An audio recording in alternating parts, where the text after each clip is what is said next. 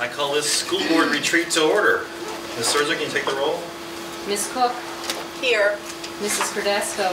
Here. Ms. Emanuel? Here. Mr. Fuentes? Here. Ms. Larson? Here. Mr. Nichols? Here. Mr. Kelly? Here. Appreciate everybody spending their Saturday with us, particularly those of us behind us in the administration. I know they'd rather have nowhere else. They'd rather be than here. Especially on your birthday. Especially Mrs. Overcamp Smith. That's right. Happy birthday. Happy birthday. No, that's okay. I've heard this board sing one time before. It wasn't pretty. Just give her a pen and be done with it. Give her Dr. Constantino. Thank you. Good morning, Mr. Chairman, members of the board. We have designed a meeting for you this morning in basically three parts. The first part will be an overview of anticipated revenue and non-negotiable expenses as we've done in the past. The second part will be a review and discussion of priorities and how we have quantified those priorities and how we have tied those to program, strategic plan, and achievement needs. And then, of course, a discussion about the capital improvements plan subsequent to that. So please feel free to ask questions along the way. We have designed it similarly to past retreats where we will be giving a presentation, but it's a discussion, informal. Please ask questions when you need to. The staff will certainly answer any questions you have, and if there is a question we cannot answer, as always, we'll get the answer, get it to you as soon as possible. Our goal for today is to leave with a better understanding of what I've been calling your priorities of the priorities. I think you'll see in a few minutes that our needs and wants and what we have to work with don't all align. So we're going to have to make some decisions, and we as a staff are very interested in hearing your discussion. And then ultimately, as we did last year, we're going to ask you to make some preliminary decisions about what you've heard now that you have a better idea of revenue versus expenditure. As I mentioned to you at the board meeting Tuesday evening, Christina Berta has finished her first full week with us, and the cabinet has been very supportive of her this week. We have changed her presentation 37 times, just to keep her on edge. But Christina, I'll invite you to come forward. And as Christina talks with you, we'll talk a little bit about revenue and enrollments and things like that. When we get to priorities, Christina will certainly introduce these ideas. I may have a comment about them. If there's more explanation necessary, a member of the staff will step up and share information with you. So with that, welcome. Thank you. Yes, welcome. Welcome. Dr. Constantino, I know you're having your cold issues and your cold medicine close at hand, so thank you for making the struggle to be here today. This meeting is approximately 5 halls long. And it won't be 6. Yes, Ms. Berta, thank you for joining us, and then we look forward to working with you and appreciate you coming to join us. Thank you. Good morning, Mr. Chairman and members of the board. I will take you through the budget presentation that we have rapidly put together for you this week after looking through what the governor's proposed budget is giving us as far as revenues.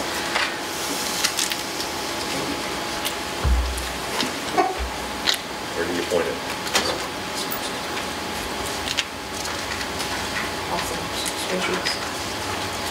So just to go over briefly our agenda, we'll review the anticipated revenues from the governor as presented back in December.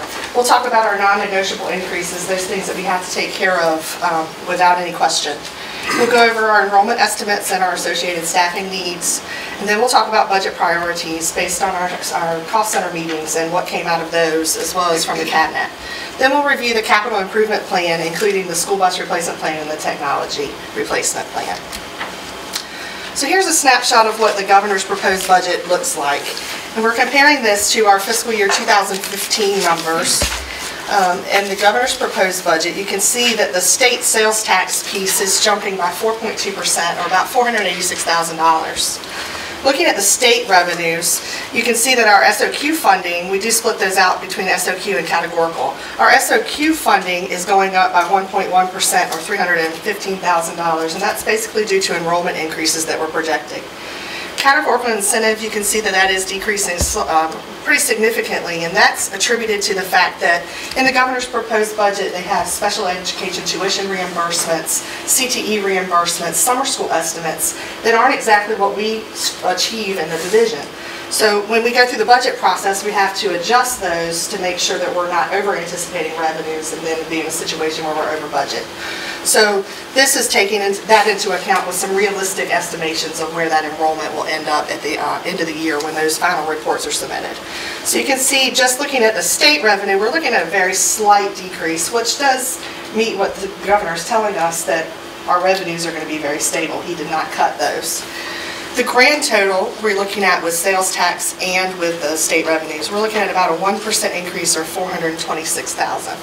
I will tell you that this is a bit of a unique situation for us this year, because typically when the governor releases his budget, you can look at that as the worst case scenario. This, I'm feeling like, and I think we all are as a cabinet, are feeling like is probably our best case scenario.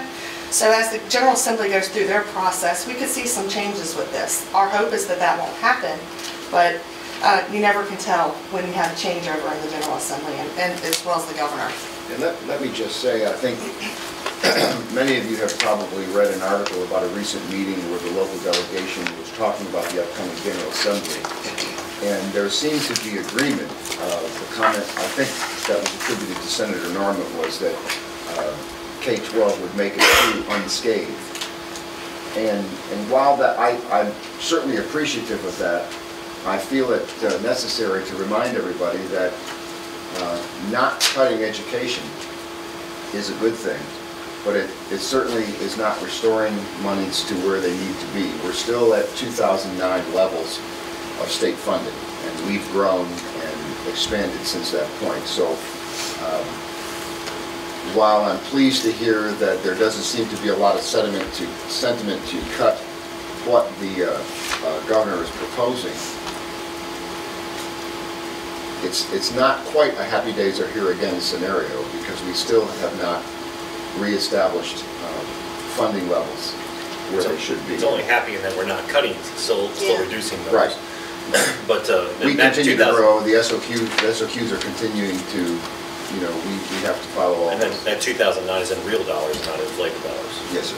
So there's inflation has marched on since then, and then there's also been some mandates that we've had to Correct. handle as well. So. In looking at the 2009 just straight numbers, it's about $1.6 million short of that 2009 revenue figure. So we are still pretty significantly short of that pre-recession number. Another interesting tidbit that was in the governor's proposed budget, which this I wouldn't dwell on too much because I'm not sure that the General Assembly is going to retract their decision that they made 3 years ago to adjust VRS rates. The governor did propose to adjust our current rate of 14.5% as an employer to 14.15%. If that did come to fruition, that would equate to about $250,000 for us.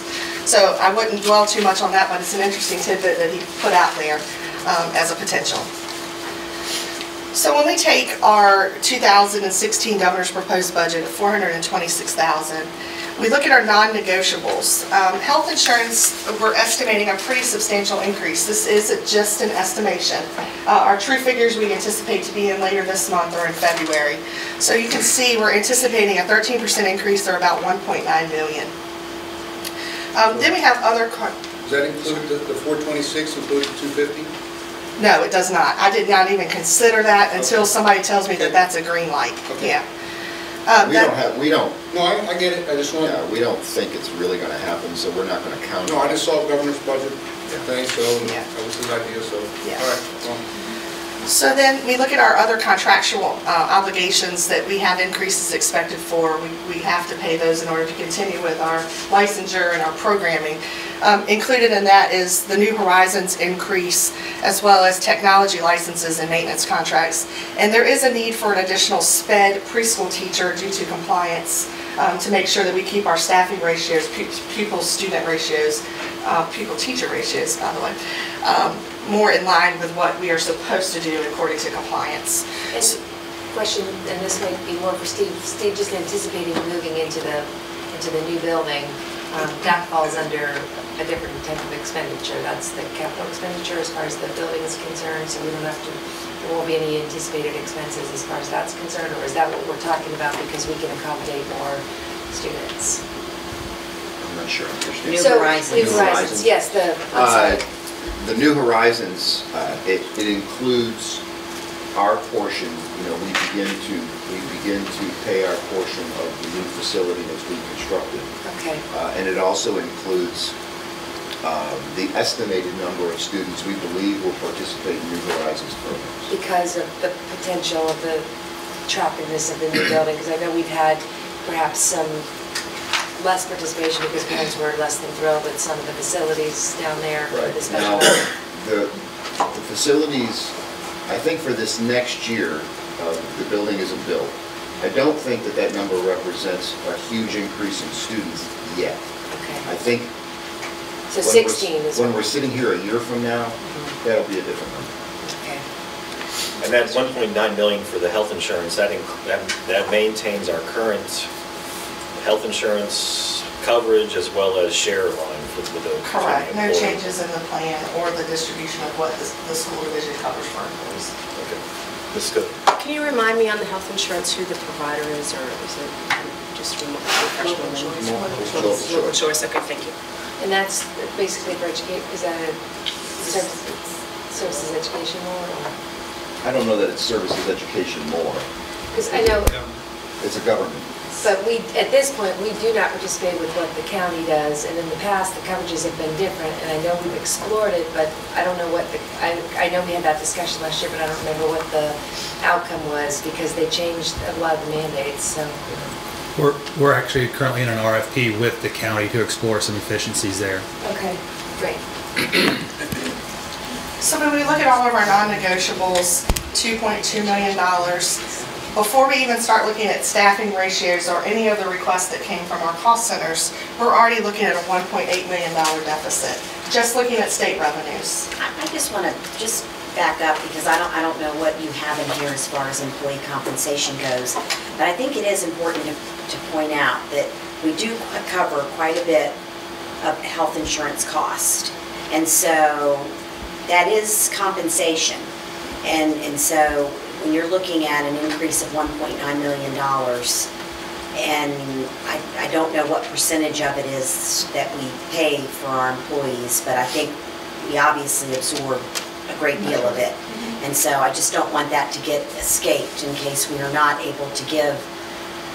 And again, I don't know what you're going to propose in here, but that is compensation as well, so. And it's something that's occurring in the private sector as well, in terms of more and more costs being passed on. And, even people that are participating with some of the government programs have really like $5,000 and $6,000 deductibles. So that's not something that our employees are facing right now. No. And so it's something, I think it's a very important point to note. I'm sorry, did you say that the 13%, was that a conservative, guesstimate on your part? It actually came from our HR department, and I think it was a result of what came out of the RFP process between the joint county or joint school venture. So that's what the average overall increase was. Our hope is that it will not come to 13%. So we want to get our best guess out there so that we're not coming back to you and saying, oh, we see a 20% increase. In years past, we have been conservative, and we've been able, when we finally get to the superintendent's proposed budget, and even as far down the road as finalizing your budget, we've been able to lower that number a little bit. But we always start with, No, I'm good with that. Almost a worst case Right. scenario. Yeah, that's fine. I'm just curious what the number is. Sorry for the interruption. No worries. So then we take a look at the history of enrollment in Williamsburg, James City County. Williamsburg, James City County has been very fortunate to continually see a rise in our enrollment. So you can see we're on a steady climb. That is not the case with a lot of our surrounding school divisions. So we have been very fortunate to continue to climb. You can see the red bar on the right is an estimation of our enrollment, and that number is based off the low projection provided by Future Think. So you can see where we are expecting to trend as far as enrollment. That's the low projection. That's the low Not projection. the mid or the high, but the low. That is the low. Correct. So then as we go through this process, there's some more comparisons, but I want you to be aware that there are three options: the governor's proposed budget, the low enrollment projection, and the most likely enrollment projection, both provided by Future Think. We also have to take into consideration the staffing allocation model that has been established in the division. So you can see the different levels that we would like to keep our pupil-to-teacher ratios in the elementary, middle, and high school levels. In the last 3 years as well, we have been within 1% of the projection. This year, we were a handful of people away, almost spot on. So the projections have rung true, at least for the last 3 years. The recession, I think the guesses were a little bit off, but I'm pretty comfortable with the fact that those numbers are about as close as a scientific guess can get. Yeah, they've done pretty well. Was your enrollment, the enrollment projection that we had this year and the enrollment that we hit, were we within a handful of the low Yes, projection? it's a low. We always Okay. use the low projection. Okay. Particularly for revenue. Yes. Exactly. So this is taking a look at the three different options that we have. The projected 2016 numbers for the governor's budget was 11,203 students. We looked at and compared that to the actual enrollment that occurred in September of this year. So you can see we're projecting under the governor's proposed budget an increase of 87 students, about 1%. In the low projection, we're looking at 11,316 as compared to the 11,116. So we're looking at an increase of 200 students, or 1.8%. And the most likely projection is 11,404 as compared to 11,116, or an increase of 288 students, about 2.6%. So when we look at the required staffing to handle that increased enrollment, under the governor's proposed budget, that would require an additional 4 teachers, about $300,000. Low projection, 9 teachers, $675,000, and most likely 13 teachers and $975,000. Can you back up to the projection slide real quick? 'Cause I'm just trying to figure out how likely the most likely is. Say that again, please. How likely the most likely is, I can do it. Because now, as far as the enrollment numbers, This one? Yep. Yep. Yeah. So that one was, so it's been 200. Yeah. 16, 250, okay. We went back and compared, particularly the last 3 years, and we are under 1% as a differential using the low projection. So the 2014 is where we are right now, and so that the 2015 is where we think we're going to be. Yeah. Okay. And I'd also point out that those are September 30th numbers. I understand. Numbers change. They're a representative of a number that happens on one day, that happens to go to the state. So on any given day, that number is up and down. And as we see, especially in January, we see a number of people relocating and moving into the school system. So Has that delta been positive through the year? Like, yeah, if I look at my May 30 number versus my September 30 number, are we? sometimes it's higher and sometimes it's lower. It's really very difficult to project. We do look very closely at what's happening in preschool this year. I had a conversation, asked Ms. Dino to look into some things for the preschools are full, as opposed to the fact that last year we didn't see the enrollments in preschools that we see now. So to the degree that we can make this projection accurate from a budget standpoint. And preschools are not only our preschools, but all the preschools. Everything, any type of preschool program in which a child may come to us, we take a look at. So, but on a statistically relevant number, we're probably pretty much flat through the year. Probably. In other words, net. Yeah, net's That's what probably, you're talking yeah. about? We don't really count tens either way, because that's really statistically. I can't think of a situation in the last few years where we have had, a standard deviation. a standard deviation away from where we were. Yeah, right. Okay.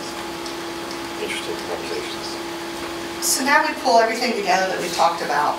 Looking at the governor's proposed budget, of course, that $426,000, our non-negotiables of $2.2 million, leaving us with our $1.8 million gap. You add in that staffing component that's required to meet the staffing levels, and now we're faced with a $2.1 million gap under the governor's proposed budget. Similar with the low projection, you bring in all those data points, and we're at $2.3 million gap. The most likely projection, $2.35 million gap. So just to give you a full picture of everything that we've talked about this morning so far. Love that picture, thank you. Yeah. So of course, we have a strategic plan item that we're going to develop a budget that focuses and supports the strategic plan. And then we're going to develop a budget that addresses those items in that document that you approved on Tuesday. And I won't bore you, but I did summarize those to put them in bullet points so that we make sure that throughout the budget process we're achieving what you've set forth as a priority. Again, that's a continuation of those. So now we're going to start looking at priorities. The first one is a salary increase for employees, and I want to preface this with this as an example for you. This is not necessarily the direction that we may go, but I wanted to give you the figures so that you can have this kind of in your mind. The impact of a step increase, when we look at the salary scales, the average step increase is about 2.5%. So if we gave a step increase to all employees, it would be about $2.1 million needed to support that. And when you look at what 1% is equivalent to, that's $841,000. So as you think about what you may like to do as a board, that's the cost that's associated with a salary increase. Let me reiterate as we start today. Today is an examination of options. These are not yet proposals. Obviously, the superintendent's budget will come out and propose things in February. So these are all items that we have collected through your priorities through the schools and the cost centers. And these are the items, when we're finished, we're going to ask you maybe to further prioritize as we build the budget and present it to you. One of the things on the salary thing is we still have a lot of compaction in the early steps. Yes, we do. I was going to ask, is we had addressed that somewhat, but I don't think very much, and I wondered where we were on that. No. We were able to take, I believe it was 1% last year. And if you recall the meeting where we shared with you how we were going to apply those monies to begin to uncompress. It was a very small step to fixing the compression. And another thing that we're tasked to do as leadership is to look for efficiencies. Throughout the cost center meetings, we have identified about $80,000 in savings to eliminate projects, to remaneuver money to be able to address some of the other needs that we have throughout the budget process. The last one on there I will introduce, and then Mr. Baker will speak further to it. We do have a request to have mandatory compliance training in the division with a cost of $14,650.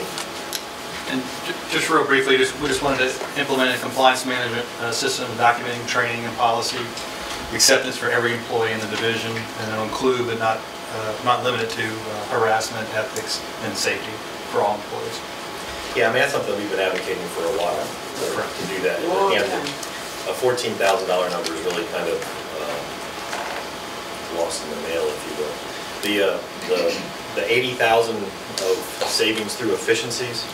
I mean, if we look at our total budget of 120-ish, 80,000, it doesn't seem like a big number out of that. If we back out our labor and look at the savings up on that, it comes to be a better. That's a really good point. I mean, between 85 and 95% of our budget is driven by human cost, employee cost. And so if you back employee costs out of that and you look at the efficiencies, primarily through the TTC and the North Star process. And I would also, just to brag a little bit, this is another $80,000 on top of monies we've already come to you and said we've been able to find ways to be more efficient and redirect monies. So I think that's a great point, because if you look at the portion of the budget, perhaps the 15% of the budget that's left, that is not driven by people, Right. it does become a little bit more of a significant.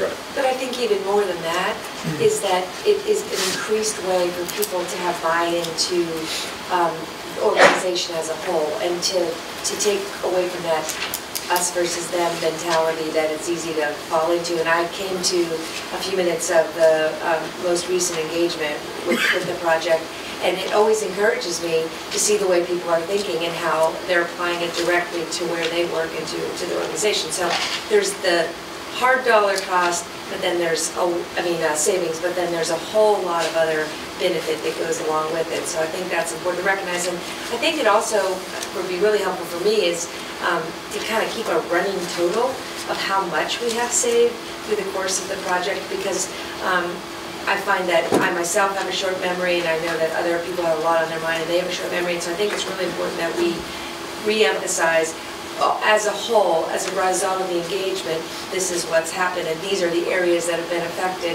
because I think that's really beneficial for the general public as well as us to know.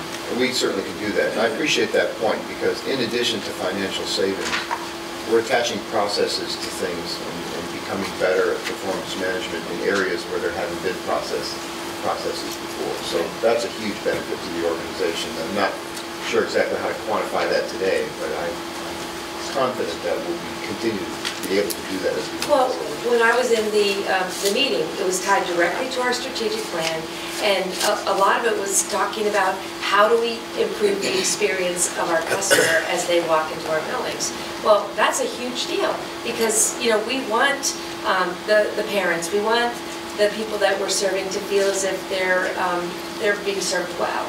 And it's not so much that our employees don't want to do that, it's just that we have not necessarily had a process in place that people identify with. And so, I think that was a great session that I was in, so I very much appreciated that emphasis. And going off of Mrs. Cordasco's point, if we keep it a running total, 80,000 is the predominant cost of one teacher. It's a big percentage of that, and so that's a teacher we're saving there to keep somebody in the classroom. So I think it's Dr. Constantine, the 14,000 that you mentioned for the training, what kind of training specifically was that?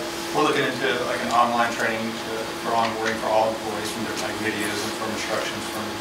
Now, is this, we've talked, I think even last year, we talked throughout about risk mitigation,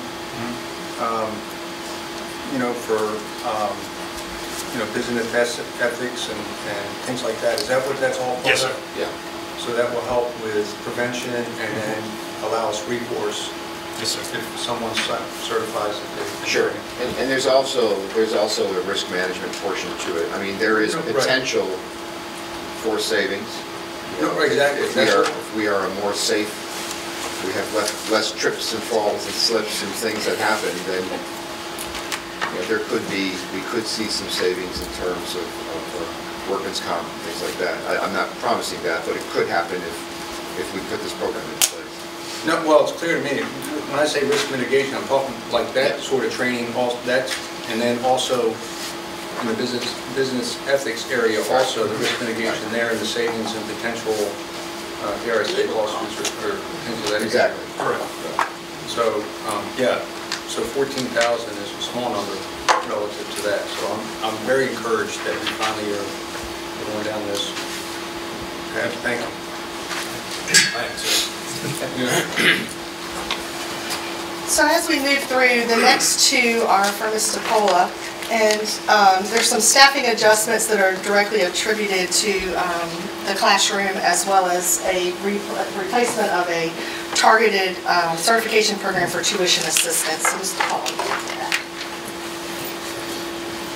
Good morning. I'm here to speak to you about 3 different positions that we're going to be looking at. You know that right now we have a K-8 literacy specialist that works 11 months for us, and Ms. Moore is responsible for working at grade level teams. She's been building capacity with our reading specialists, modeling lessons, and she's also the team leader for our assessment literacy professional development. Having her work 11 months instead of 12 is creating a little bit of a gap for us. We're asking for an increase of 1 month for her. You can see that we're asking for an ESL specialist for 0.5 to 1.0 and a new teacher for the Newcomers Academy. I'm sure that you are aware that our increase in our ELL population has been enormous. We have gone up 87% since 2010, which for us is... Can we say ELL because not everybody knows? Yes, I should. ELL. ELL is our English language learners. We've increased 225 students since 2010. Just last year, we increased 90 students. The number doesn't seem significant to you, but what is significant is the students that are coming to us are a different profile of students. We're getting students that have gaps in their education. We're getting an increased number of students that are at level 1 or 2 proficiency, which means level 1 means no English. Level 2 means some conversational English, but cannot produce. I'm bringing up that point because students that come to us at a lower proficiency level need more services from us. The also important point to notice is that we're getting more and more secondary students at these levels. Those are the students that need to take our SOLs. They get a 1-year grace period, but we put them in Algebra 1 after a while, and we need to have them take an SOL in Algebra 1. And if you can imagine, if you speak no Spanish and you go to Spain and you're expected to take a standardized test in Spanish with no language, it's rather difficult. So we really need to increase some of our capacity building with our classroom teachers, as well as increase some of the support that we have at the Newcomers Academy at the high school. And you could probably scare us pretty well if you showed us a trend. Well, the trend is that we've been going up increasingly. It started out as a 40 student from 2010-11. From 11 to 12, it was 55 students. From 12 to 13, it was 60 students. Just last year, it was 90 students. Right. So we are increasing percentage-wise. We've doubled the percentage of students. Right. At some point, can you, because these 2 or 1.5 cannot serve all that you're talking about. So at some point, can you bring to a board meeting what we're doing to help the teachers in the classroom? I know that I was with some teachers who were swapping ideas about different apps that they could download that had homework that could be translated into Spanish, and so what we are doing to support the classroom teacher with this increase? Most definitely. I'll address that in the next area, but one of the reasons why we're looking at having an increase in our ESL specialists is because the increase in numbers means that we have more testing to do, but also what we'd like to do is do professional learning with our classroom teachers and give them specific skills for dealing with students that are English language learners. Not just Spanish, we have an increase in our number of students that speak Korean, Chinese, all languages. So we typically think that, yes, Spanish is our #1 language, but we're getting students from all over the world. May I ask Mr. Baker a question? How often when we're out recruiting teachers and that type of thing, do we find teachers that have a background or know some foreign language? I mean, like our school division, for instance, we do a lot with foreign language. So when these teachers are coming out of college, do they have just a little bit, or which More helps? challenging, there's not as many. Okay. And that's kind of leads, I think, to the next point of we need to develop our own. All right. And those estimated costs are fully loaded, right? Yes. The tuition assistance program that we're looking at is targeting specifically getting more certifications for dual enrollment for English language learners, our reading and special education. So what we would like to do specifically with our English language learners is have an incentive for teachers to get certification so that they're not ESL teachers, but rather they're classroom teachers that have the skills and strategies for dealing with ELLs, English language learners, so that we can begin to have groups of students that work with teachers that are specifically trained to work with English language learners. You know that because reading is a major focus of the division, we want to have more and more of our teachers that are qualified in reading strategies. Special education is also one of our major focuses, and then dual enrollment, we're trying to increase the number of dual enrollment courses that we offer.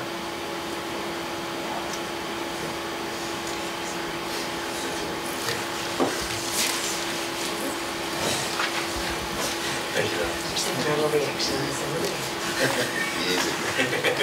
So the next request we have is for Wilson reading training costs.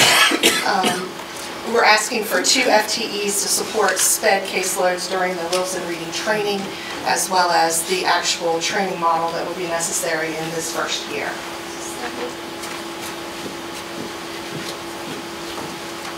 Good morning, everyone. The Wilson Reading Program is based on Horton Gillingham model, which is an evidence-based model that really is focused on students with reading disabilities. It looks at the visual, it looks at the auditory, it looks at the kinesthetic models, aspects of learning. The reason we're asking for this is it is a very intensive training program, and our goal is to have one Wilson trained teacher in every elementary school. And in order to do that, they have to go to a training that's pretty extensive over the summer. And in most training programs, then you're ready to go. In the Wilson program, then, there is a 1-year kind of like practical or practice where they're only allowed to work with one student using the Wilson program. And that we monitor data, we make sure it's being implemented correctly and that sort of thing. So that impacts how you address the caseload for special education needs. Currently, we have 4 teachers that are trained in Wilson. What we would like to do so that we don't have to wait yet another year to really start to feel the impact of the program is take those 4 teachers and for 1 year pull them all out and have them be itinerants at the elementary schools, specifically utilizing the Wilson program. We have 2 teachers that are doing that already to some extent. They're shared between schools. In order to do that, we would need 2 FTEs to cover the current caseload in their own schools. And we do see that as a 1-year request while we are trying to implement the program. And that would allow us to have full implementation in all of our elementary schools at a much quicker rate. Yes? So, could you speak to how successful and how much in demand this program is? Because I know that I have gotten a lot of parent contact specifically about this program, and I appreciate the fact that you're addressing this, because I think that it's not always appropriate for everybody, but I think it's viewed as the gold standard, and I think that if we don't have it offered, people feel as if we're not offering what is the best.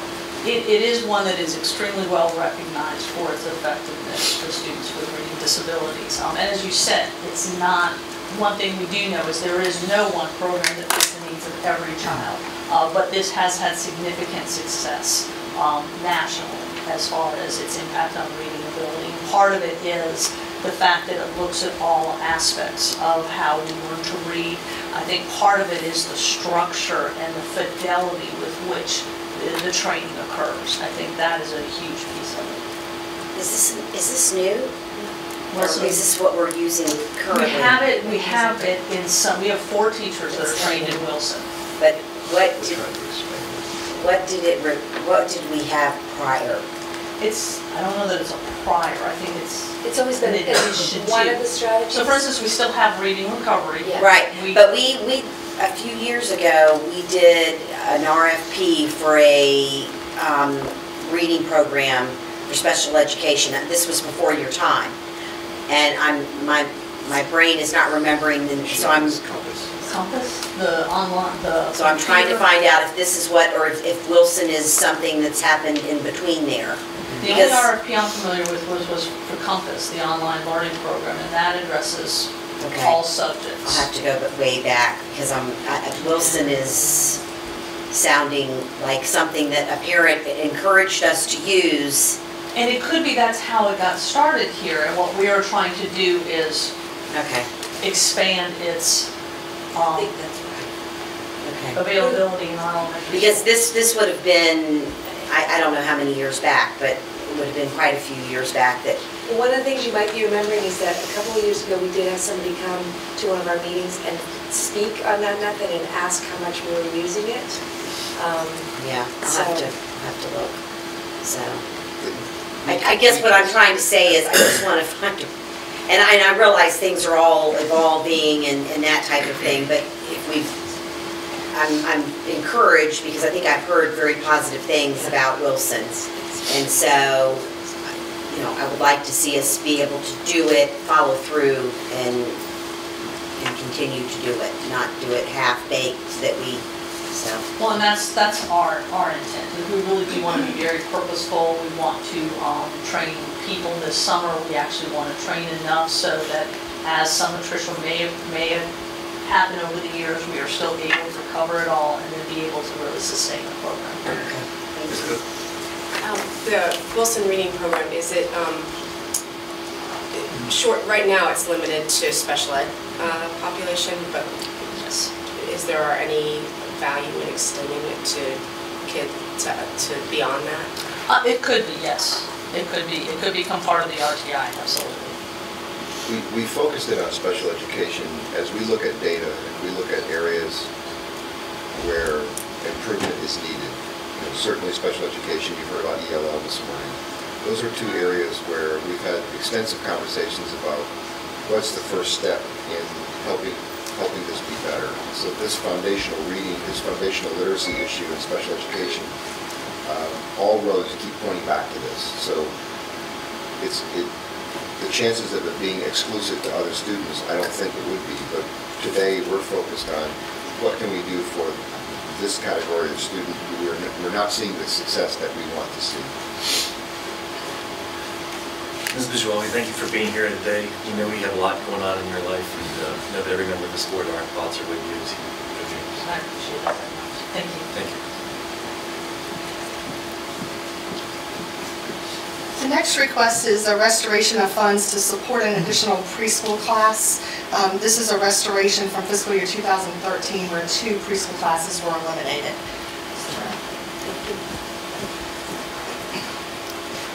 Good morning. As Mrs. Berta has said, this is a restoration position that we are asking to recover from a reduction in the fiscal year 2013 school year to help us to continue to meet the needs of our 4-year-olds in the preschool program. We're currently serving 188 4-year-olds with 21 on our wait list. For 4-year-olds this year, we have 67 who are 3-year-olds as of September 30th, who will be 4-year-olds next year. So to continue to meet the needs of our at-risk children in the community, this is a position that we feel is really important to meet that need. And the preschool, these are for at-risk students? Yes, they are. They have varying risk factors in our community. Poverty, homelessness, disabilities, many risk factors. Yeah, I think a couple years ago we got the whole list of all the criteria for getting that. It was for at-risk students. Correct. How many 2-year-olds do we have? 2-year-olds, at this time we have 28 2-year-olds. So we're hoping to be able to, of course, keep the 67 if they qualify, and then there will be another, I mean, obviously to bring it up to, obviously, I guess my question is, what's the moving on rate from 3 to 4? Because obviously there's a big difference between 67 and 188. So is there another cohort that? Well, the 67 are current 3-year-olds, so that would be, they would move to our 4-year-old classroom next year. So we'd really be looking at our 3-year-olds. We've got 79 now. And that's based on numbers here December. We always have a rolling enrollment. We have 28 who, because of screenings and evaluations, are ready to be moved into that caseload but are not reflected in the numbers this morning. So that 67 really represents rising 4-year-olds who we are not serving this year. And we would hope to capture some of those next year. And we bring other, the 3s go to 4-year-olds, and we bring other 4-year-olds in that weren't necessarily there as a 3. I think that the governor was talking about making a pool or something for, because not all school districts use the allocations that are there. And maybe definitely. You're talking about the grant? Right. Yeah. We didn't qualify for the grant. Correct. No. Yeah, I know what you. The Virginia Preschool Initiative grant. No, it was a pool for those school divisions that don't use the funds. Those funds It is go VPI. unused. It is, yeah. For the schools that don't use the funds, they redistribute the funds, but we didn't qualify. We don't qualify. Thank you. Thank you. Should we explain why we do not qualify? Do we know why we don't? Yeah. Simply stated, those monies tend to go to districts that have higher special needs population, not a special needs population, but socioeconomically disadvantaged population. I just didn't want to leave it out there. I wanted to explain why we didn't. But what about the city? The city has a fairly high child poverty rate to that. Does that generate any revenue through James City? Not through the BVI. I mean, it'll generate, the state sees this as one. I may not understand your question. I was under the impression that we did get some BPI money through the city, albeit small, because of the city's poverty rate among the child population. We might. We do. We get an allocation for James City County and for Williamsburg on the state calculation sheets. It is small for the Williamsburg, but that's typical. The state, this VPI grant, as I understand it, and Christina will correct me if I'm completely wrong, but divisions who don't use money or monies they capture, they put back out in grant possibilities. But the state also identifies who's eligible for those extra monies, and we were not eligible. The next request is for the expansion of the personalized learning laptop pilot at our middle schools, and the total impact of that we're anticipating is $535,000. Mr. Landers will speak to that. As Brian's coming up, just to remind the board of a hefty portion of the strategic plan and a lot of the work that we've done over the last couple of years is moving toward this idea of flexible and personalized learning, to have kids have options to not use technology as an answer, but as another driver of education and engagement in the classroom.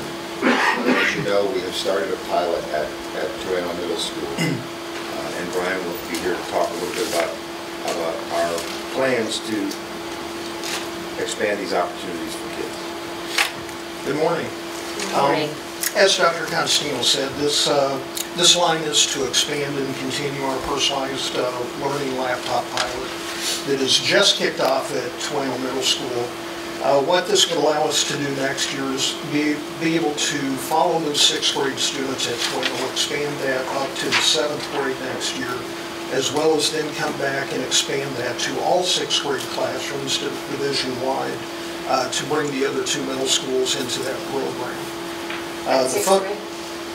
Yes, 6th grade. The funds identified, the majority of that naturally is for the laptops, licenses, support surrounding that, but it does also include a line to expand our primary internet circuit to be able to support that additional bandwidth requirement as well. So if we look at, so next year, if the 535 gets us 7th grade at Toano and 6th grades everywhere. Yes. And then the year after that, we have another number to get 7th grades everywhere. If we choose to continue expanding it, there would be another cost associated with the following year. So this would we're marching on through 12th grade, so it's going to be a long road. So this is basically a recurring number, inflated or whatever. Yes. Okay. So, can I ask, I'm sorry, I'm kind of ignorant on this, the pilot program, so, I mean, is this where we're getting them laptops, they take them home? Yes. Yep. They're all getting like thin, something like this, I guess.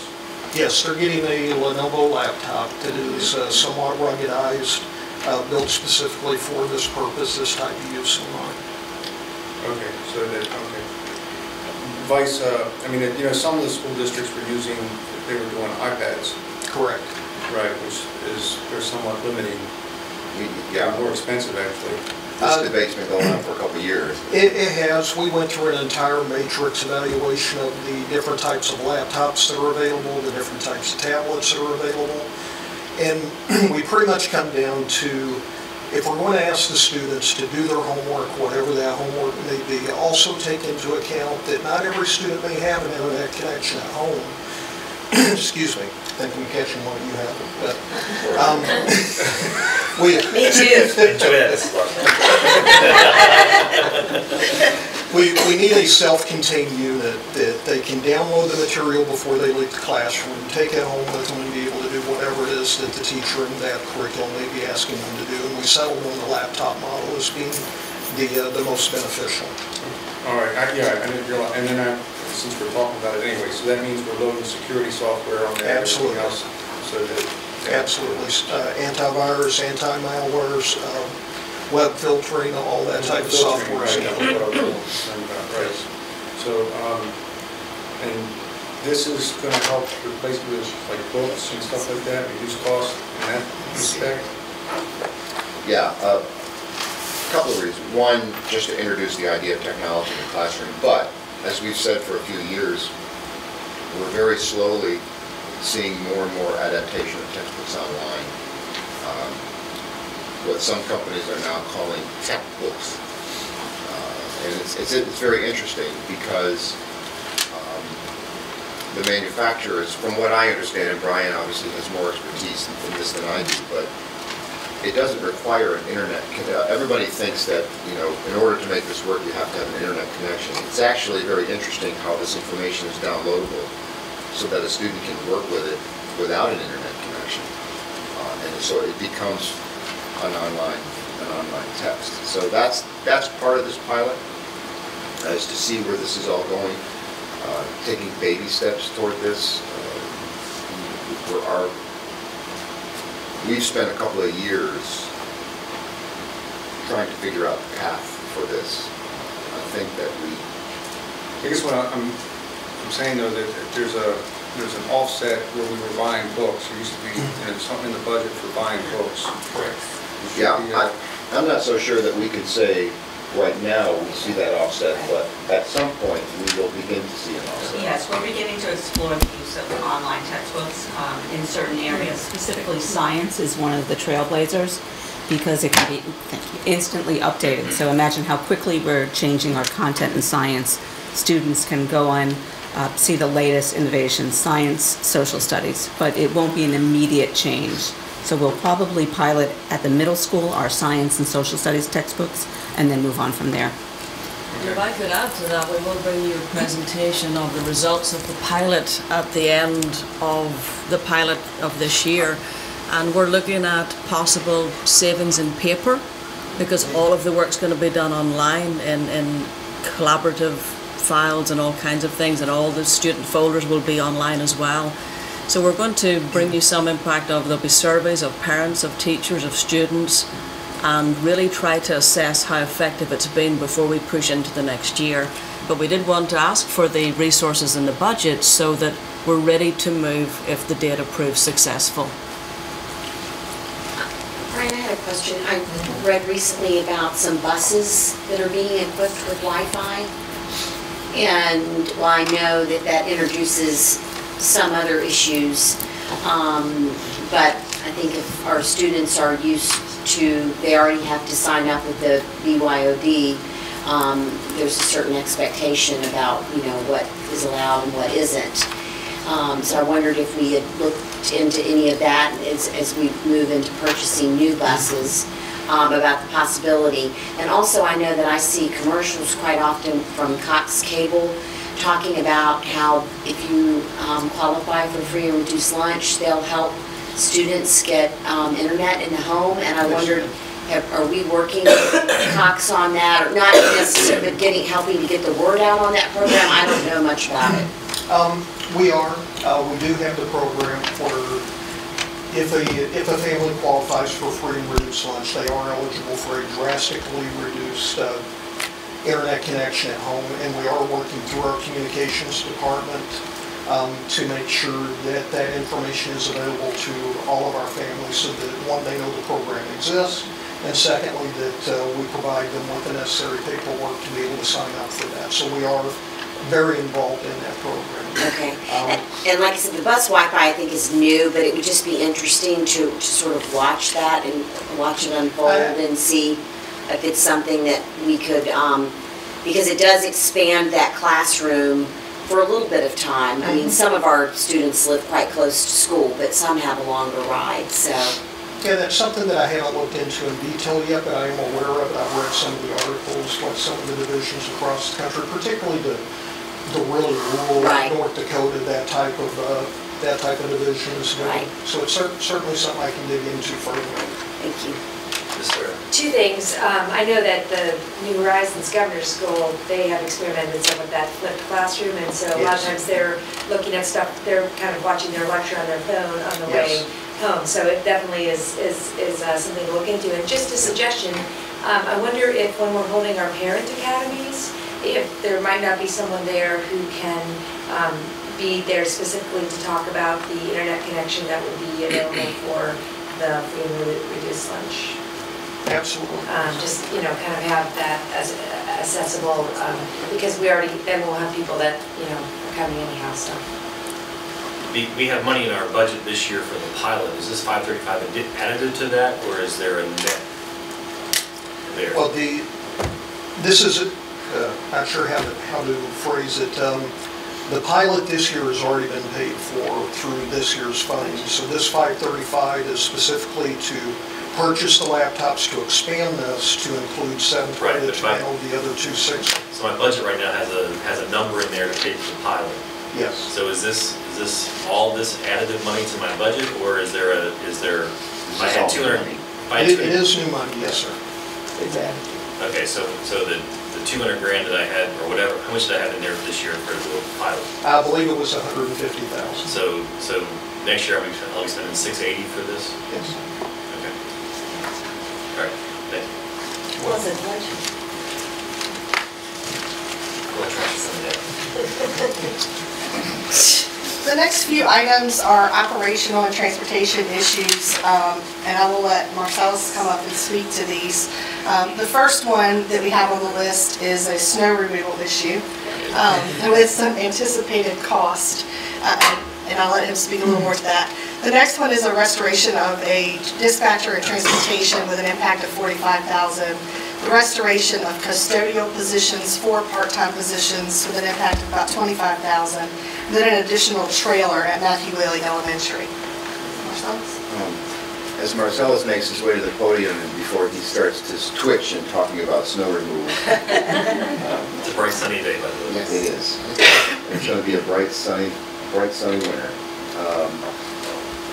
I've been in conversations with Mr. Hill, the new county administrator, and this figure, we're beginning to understand that when we do have winters like we did last year,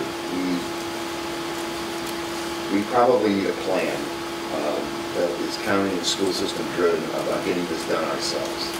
And so upon Mr. Hill's arrival, he and I had a conversation. Is there a possibility, because none of us have enough to help to do it all. And so is there a way to figure this out? Is there a way to purchase equipment between the county and the school system such that we can fix this problem ourselves and not be beholden to contractors who may or may not want to work with us, or who decide that the price of this has gone up? So the figure here is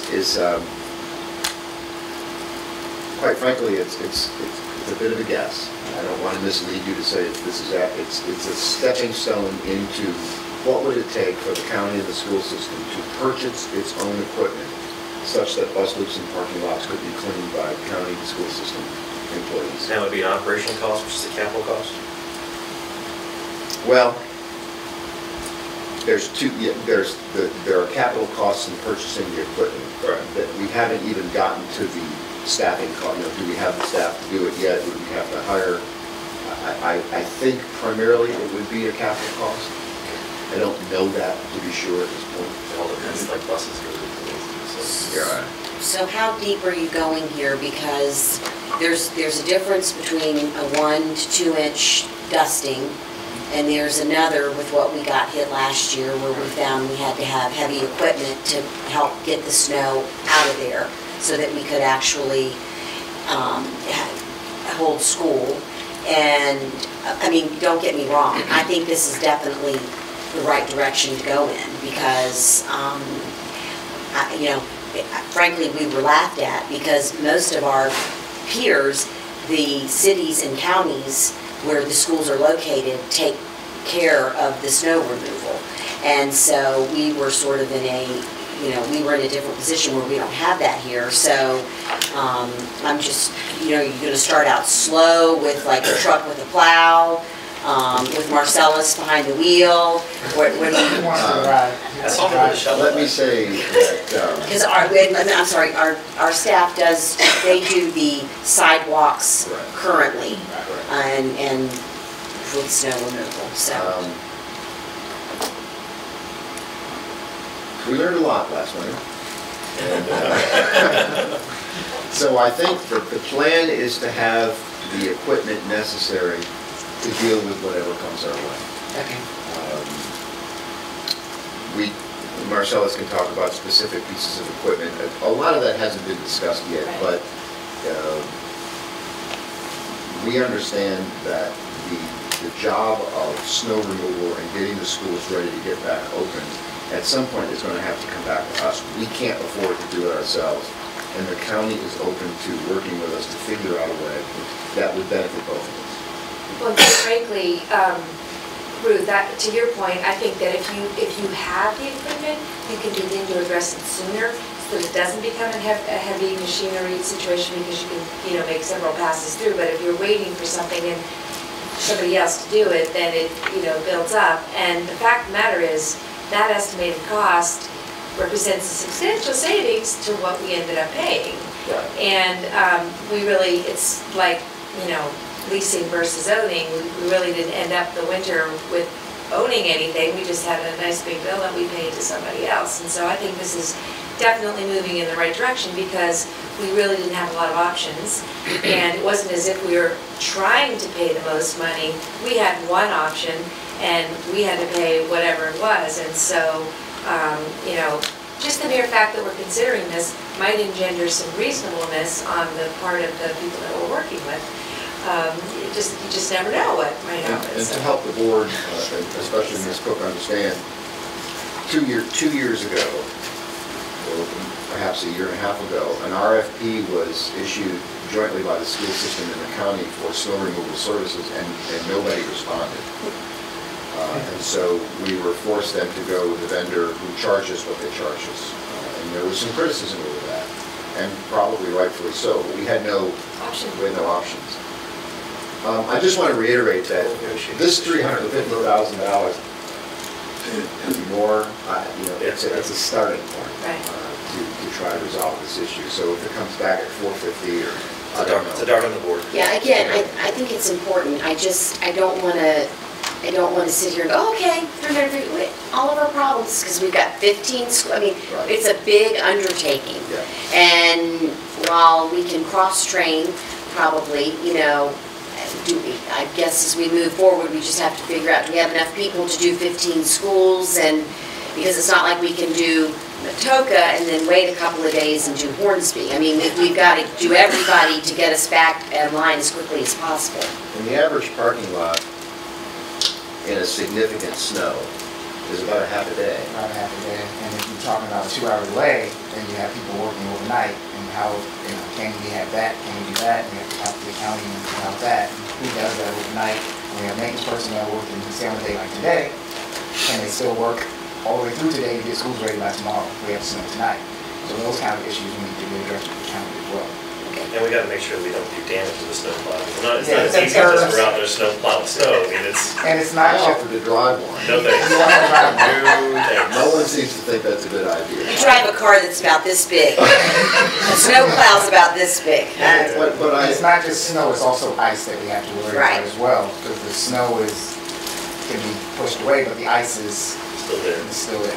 Okay, I'm sorry to interrupt. I'm sorry. One more question about the custodians. We still, this is one of our shared services, right? We don't share custodians with the county? I thought we did. We do, but not at our sites. Okay. We go there. Right, we go to their sites. We have custodians on our sites. Why don't you go ahead? So, I've interrupted him only because I wanted to make the point that we're trying to bring the snow thing in-house with help with that. These conversations are very preliminary, but they're happy. You've been up there a long time without talking. That's okay. It's okay with snow, so if there are no more questions on the snow, I'll move right to the restoration of the transportation specialist. About 2010, we had a reduction, and we lost a transportation specialist. Since that time, we have increased the number of routes. As you've seen, our enrollment has also increased. Our routes in our elementary schools have increased by about 10, and high schools by about 5, and middle school by about 11. So we're adding on additional routes and additional runs. And the way we've been filling the position that we didn't have is with people who were returning under limited workers' comp issues. And so they could be there and they couldn't be there, and it's creating a vacuum for us where we don't have enough coverage, and we're pulling people away. Our supervisors are doing dispatch, and it's just pulling people away from doing their job duties. So we'd like to restore that one FTE. As far as the custodial coverage, again, that was a part of the reduction in force. We're asking to restore that. Industry standard says a person should be able to clean about 2,500 square feet per hour. Our custodians, at the number of FTEs we have, they're cleaning somewhere between 3,500 and 3,700 square feet per hour. The restorations would occur at primarily our larger schools, which are Lafayette and Ward Hill. But then we also need additional custodial coverage at Norwich and our Needs Center. As you know, our Needs Center, they require specific cleanings, and they require very detailed cleaning, more than just going in and wiping the desk and just general cleaning. So those 4 part-time FTEs will bring us back at least to some semblance of a standard that we should try to work towards, but also help us with the staffing at Norwich specifically. And we need the trailer at Matthew Lake for enrollment increases? Yeah, the additional trailer at Matthew Lake is for the Where are you going to locate that? In the same place it is? It would have to be similar to the location that is there now, because everything is going to run to that location. So. Okay, it's not etched in stone that this is going to happen, but similar to other things, we put it in the budget. We believe we're going to need it. Certainly if we didn't need it, we wouldn't use it. And we have some significant restrictions in Matthew River about where to go. Yeah, although at one point the mayor suggested that we might even add on. I mean, let's consider if that school is going to continue to be so overcrowded, that we might consider doing some reconstruction there. We did have some preliminary discussion. We did have some conversation about that. I think now that we have a better picture, the last time we talked about the middle school, we also shared with you where we think we're going to be with elementary and high school. And so now that we have a better idea of that, we're starting to move forward on middle school, I think we can now focus on what is the elementary school solution, either short-term or long-term. But the condition has been discussed. Thanks. If you could email those metrics you had for the custodians to me, just so I could have that data, that'd be great. And I appreciate the great work that they do, is the staffing level that they have. I know that's a lot we're asking of our custodial staff. I think they do a great job. In addition, when we look at overtime and when people are out, and that will also help us in that area, but we can reduce some of the actual overtime we spent last year. And the transportation specialists, I don't think people realize how dynamic that whole situation is and how things change. You get your bus routes and you think you're done, but then you have things that happen during the day. Pound Secondary, they have the dam go out, so now you have to rearrange the bus routes there that I've heard a little bit about. So I appreciate what those folks are doing. It's an impressive job, doing 11,000 people during a 2-hour window, or however short that window is, every morning and every afternoon. So they do a great job. I just wanted to go back to the snow and just be clear that if it happens, right, we're projecting. So people need to understand that we're going to be in the same position this year if it should snow that we have been, where we could not get anyone to respond to our RFP. So we're at the mercy of others. Correct. Thank you, Marcellus. I'm sorry, the administrative interns? Right. Next. Is it me?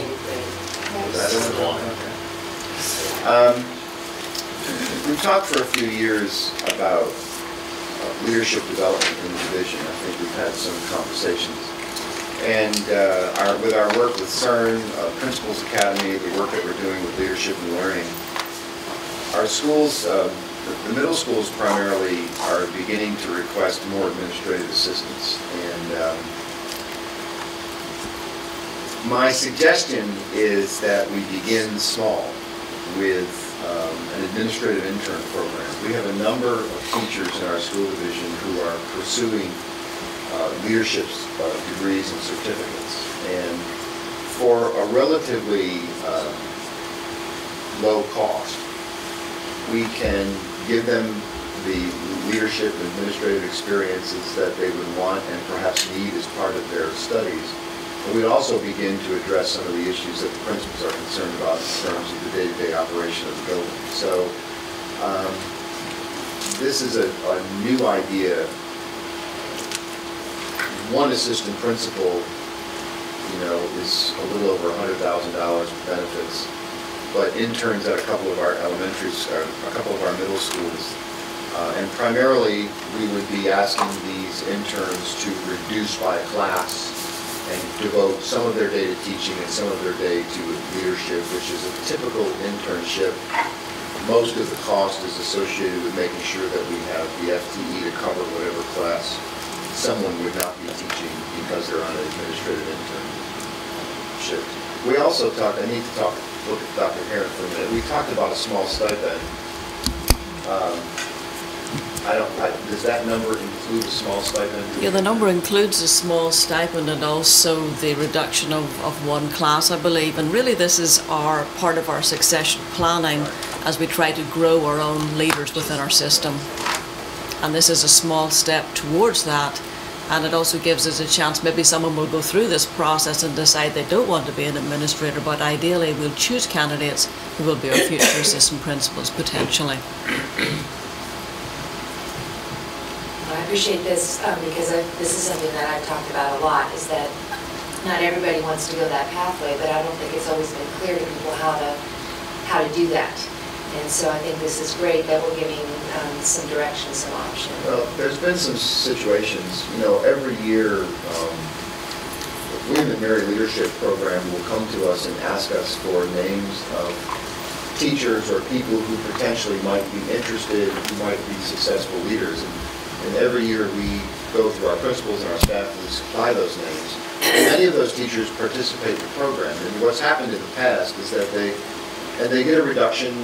I think William & Mary will give them a reduction in their tuition. And in the past, what has happened is someone's gone through the William & Mary program that we've recommended, and we've had no place to put them, and we've lost them. And so what we're trying to do is create those opportunities so that we can keep our own and grow our own and have that succession planning. And this is, as Dr. Heron said, a small step in that direction. Good. That completes the priorities that we have, so I just wanted to bring us back to where we were as far as money, because that's the driver of all this, before we begin our ranking exercise. So just to take a look at that one more time.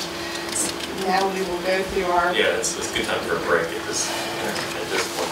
Although I see that, on your last slide we had parentheses, and none of the priorities we've had any parentheses on. Well, the priorities we're just listing the potential cost of it. So every priority would make the number in the parentheses bigger. I understand. That's the kind of the point I was getting to. I know. So, okay, thanks. Take a little break, 12 minutes, I don't know. 12 minutes. Random. And also custodians, we have to have people to take care of the buildings. So it's hard to, that's why I put mine in the middle. I think My codependency. as Ruth was going through there and putting her dots on there, it says really we shouldn't have to be putting dots anywhere because all of that is very critical to the operation of the school division. So, sure. I used to remember that we were supposed to put forward a budget of need. Well, the code says that's what we're supposed to do. Yeah, right, but somehow or another we're not. Our needs have not been met. Oh, you know what, the trailer where's the accountant? Is that a capital or is that a operational? It could be either. I would say it's operational because it's below the threshold for the capital dollar limit to be included in the capital plan. So it's traditionally been operational. Okay, so that, we had that issue last year where we kind of mixed things in and it affected the priorities. But if it's operational, I get it. But that's not an option. The trailer, right? It may not be. Well, it's, Yeah.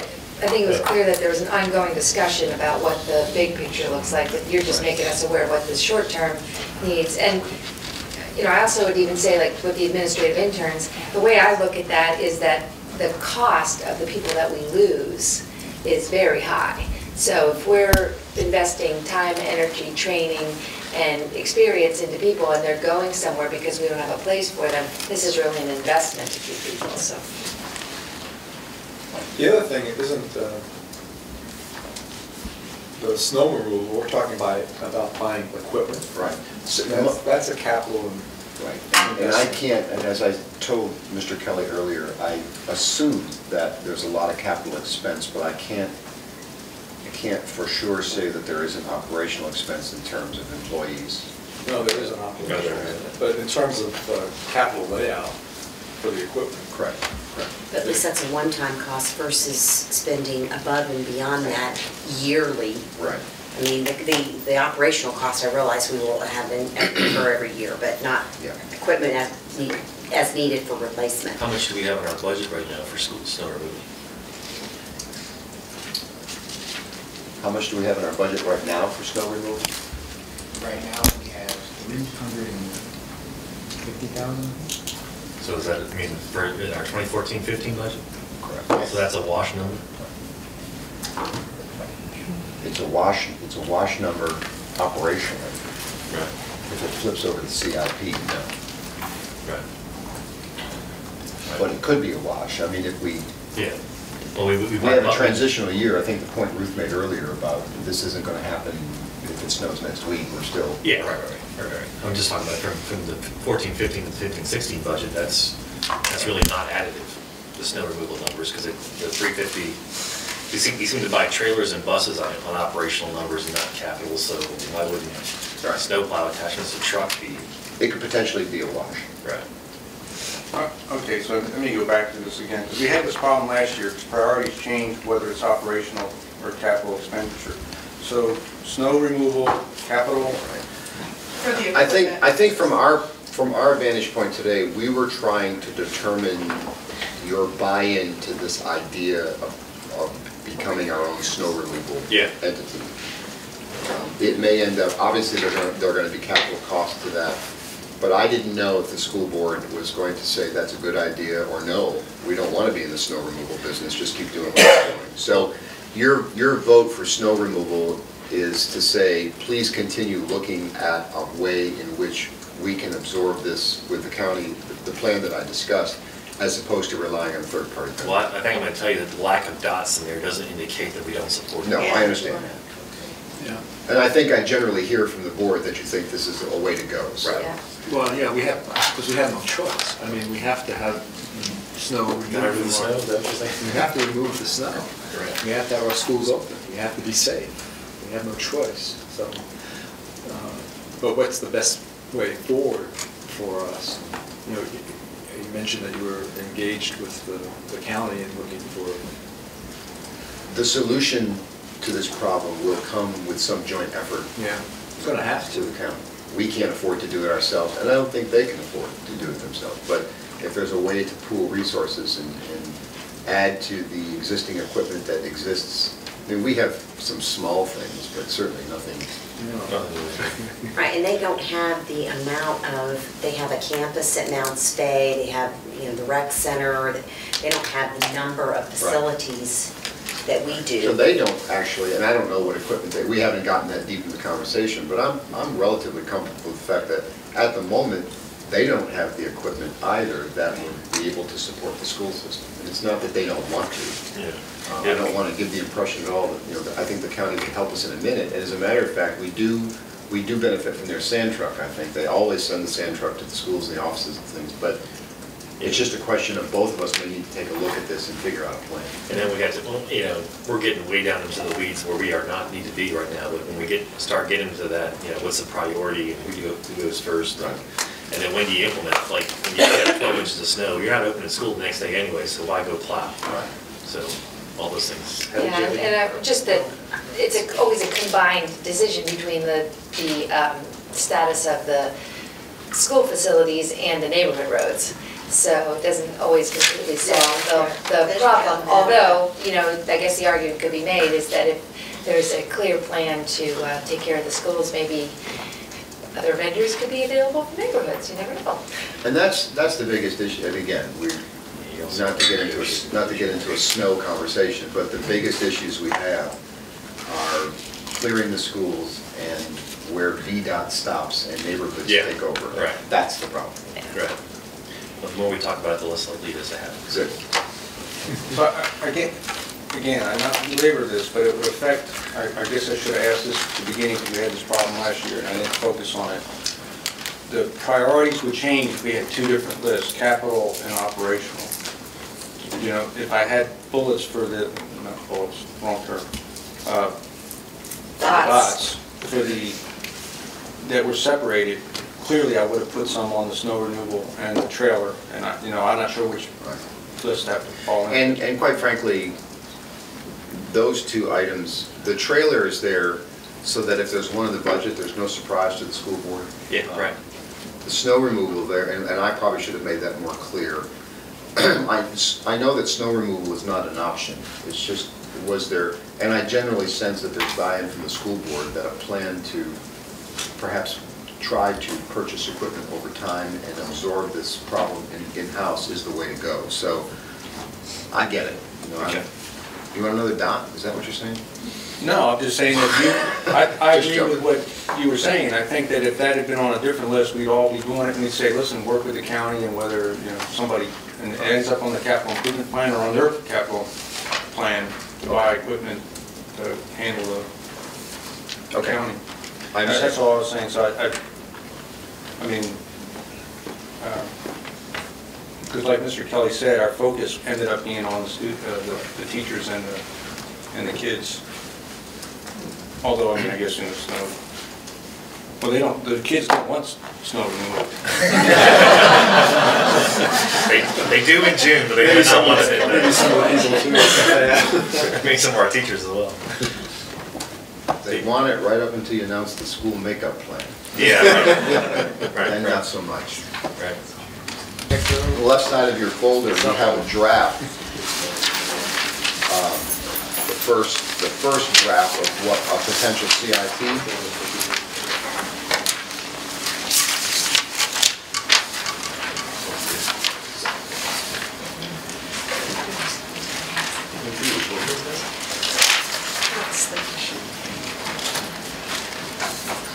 Boy, that plus loop canopy at Stonehouse has been there for 15 years. Probably more than that. Well, the school been there? The school's been there 15 years. Yeah, that's how long it's been there. So included in your draft of your capital improvement plan, it continues the standard refurbishment plan. There are continued discussions between a joint county-school venture to look at facility indexing. It also includes the construction costs for the 4th middle school, includes the bus replacement plan and the technology refresh. Mr. Snipes will go through individual items on that list if you would like to review those. We are still continuing joint ventures with the county to try to find efficiencies to lessen the impact on the fiscal year 16 year. Let me talk to you about the facilities indexing. If we go back to last spring, I think there was some interest in doing a study of facilities for the school system. And there was a cost associated with that. Again, after Mr. Hill's arrival and in my discussions with Mr. Hill, there are some needs on the county side in terms of facility indexing as well. So similarly, in a similar fashion, we have decided to join forces and look at a way to do a facilities condition index for both the county and the school system. So I didn't want you to think that we've forgotten about that. We're just taking a different direction. Because I think the county is looking for their needs and their comprehensive plan and their issues as we are. It seems to make sense to try to do it all at once. And that way, in terms of planning for the future, it would stand a better chance of the school needs to be more inclusive in those plans as we look 10 or 15 or 20 years down the road. Heather? I also was at a meeting for my Lead Historic Triangle class on Thursday, and we were addressed by the administrator, and I was encouraged to hear him say that there was a renewed interest on the part of the county to identify potential land for school tracks that are necessary in the future, and I think that's been a long time coming. We have, we don't want to get to the place where we've been in this last go-round, so I very much appreciate the forward thinking and collaboration. Mr. Nichols? Where in our budget, either the CIP or in our operating budget, do we take care of markings in the parking lot and so forth? Because as I go to the schools, a lot of the painting, painting markings are faded. The only reason why, like at Stonehouse, it was added was because it was asphalted. You look at our, some of our stop signs and other kinds of things. Where does that come out of? That comes out of our maintenance supply line, our contracted services for our maintenance supply. And whenever there are markings that are fading, or there is a need for, say, a sign, we use that, our maintenance contracts for it. So, because I've noticed at various places, and not among where the newer schools are, but where the older schools are, there's some signs, stop signs that are kind of faded, markings faded, and it would help know where you're going to park. That kind of stuff. Yeah, I mean, do you have a refreshment painting plan for the like I think Lafayette and Jamestown, those parking lots could use some paint. We usually do those when we repair the parking lots, and like you said, whether we put in new pavement, we go around and do the paintings. But that's something we can definitely look at. You don't paint them first and then repair them? Just asking. I've seen that done before. So I think it's a good point about having a kind of a refreshment plan for the parking lots and signs and so forth. Now our fourth middle school, county voted, city voted. We're talking about issuing RFPs and going forward with that. Do we have a checkbook yet for those, or like for I guess if we're issuing an RFP in April, are we not expecting we're spending money into that until next fiscal year? We're issuing a design RFP, and the design monies are in the present CIP. There's $4.5 million for design. The 2016 budget houses the bulk of cost that has to be in 2016 because by the end of fiscal 2016, we would probably be issuing the contract to build. July 2016. July of 2016. So the money needed to be in FY16, and it's there. So our current fiscal capital plan, this current fiscal year, has money in there for design of the fourth middle school. Yes, sir. Architecture and design. I guess I should know that, shouldn't I? Okay. We've talked about a lot of figures in the middle school. We keep talking about 28 million. Yeah. Well, if you look at the new construction, it says 25.4. Yeah. That's because the design money is already in FY15. If you add that all together, there's that number that we have been talking about between 28 and 29 million. Okay. Jim? The other thing is on the back of the page is looking at the bus replacement. One of the concerns is trying to do something with the tier at Toronto. Yeah, I think we're jumping ahead. I think that's part of their presentation. You're just going in order, right? I wanted to talk a little bit about the parking lots. One second, Aretha. Heather, do you have something? Well, my question was not so much about replacement, it's about adding buses.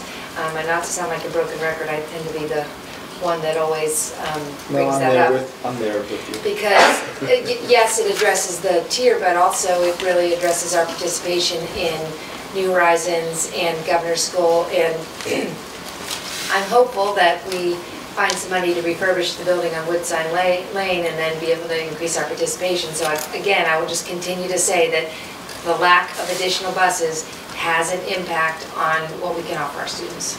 And if you'll hold that thought for a minute, because we're going to get to some more specific conversation about buses here. Yeah, sorry, I just saw it on your... I wanted to talk a little bit about the parking lot, like the, our cost for students to park. I don't think that that's been raised in a long time. It's about 2007 is when we went to 100. Okay. So, and do we use that type of money to go towards striping and parking lot maintenance and? I know some of the money is used by operations for those things, but I think the other part of the money may go back to the school.